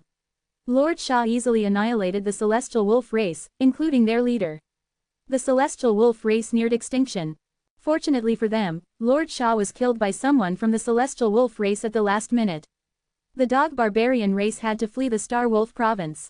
Surprisingly, that killer was only at the primary level of the Chaotic Source Realm. The primary level of the Chaotic Source Realm? Zen blinked his eyes in confusion. How strong was Lord Shah? He asked. The ear mouse rubbed its chin as it thought. He was almost as strong as Eastern Emperor Tai of the Oneness Sky Palace. They weren't on the same level, but Lord Shah wasn't too inferior. What? Zen gasped. Soon, he'd be able to enter the Chaotic Source Realm and he knew it would make him stronger. However, it never occurred to him that a warrior of Chaotic Source Realm would be able to battle powerful warriors like Eastern Emperor Tai. That's impossible. From what I know, Lord Shah was lured into a trap and the Celestial Wolf race attacked him together, Dorothy retorted. The ear mouse shook its head firmly. That's what the rumors say, but we can confirm otherwise. Conflicts between alien races were of no concern to the human race. It wasn't a surprise that Dorothy did not have the exact information from the Oneness Sky Palace. How can a warrior at the primary level of the Chaotic Source Realm kill Lord Shah? That's incredible. Zen was still skeptical of the ear mouse's story. As far as we know, the attacker relied on the Heart of Accomplice, the ear mouse said as it stared at the three hearts above the passageway. How much Other Shore power the Heart of Accomplice contains? Lord Shah was powerful. Not even 2,000 to 3,000 divine megatons of force could hurt him, Dorothy remarked. He killed Lord Shah by relying on the ability of the Heart of Accomplice, not the Other Shore power, the ear mouse explained. The heart can turn someone into an accomplice. Lord Shah was feeling invincible. After they had killed the leader of the Celestial Wolf race, the Dog Barbarian race was thirsty and ready to kill more. But, the moment Lord Shah walked into the tribe of the Celestial Wolf race, he heard a heartbeat. Everyone else heard it too, including the rats lurking in the Star Wolf province. The crowd stirred in confusion and then, amidst the chaos, someone from the Celestial Wolf race stepped out and rushed towards Lord Shah. Lord Shah merely snickered as this warrior approached. After all, he was only at the primary level of the Chaotic Source Realm. Lord Shah snatched that man and tore him to pieces. However, as soon as the man was killed, another Shore token rose from his body. It was the Heart of Accomplice. It hovered in the air and floated above Lord Shah's head. Unfamiliar with the object above him, Lord Shah simply punched it away. The Heart of Accomplice reeled a few million miles away. As it flew into the distance, the sound of the heartbeat grew louder. Everyone was bothered by it.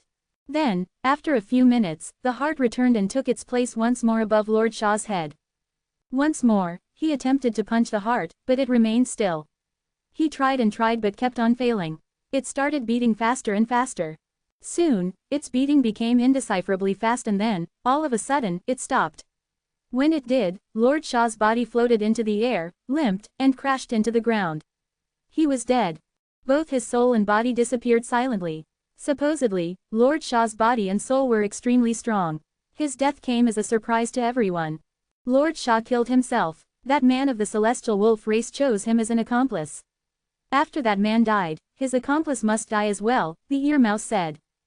It sounds like the life contract of the life godly way, Zen said. The life contract also required contracted lives to be connected. If one died, the other would as well. No, not really. The life of contract can't compare to the heart of accomplice. The ear mouse sneered.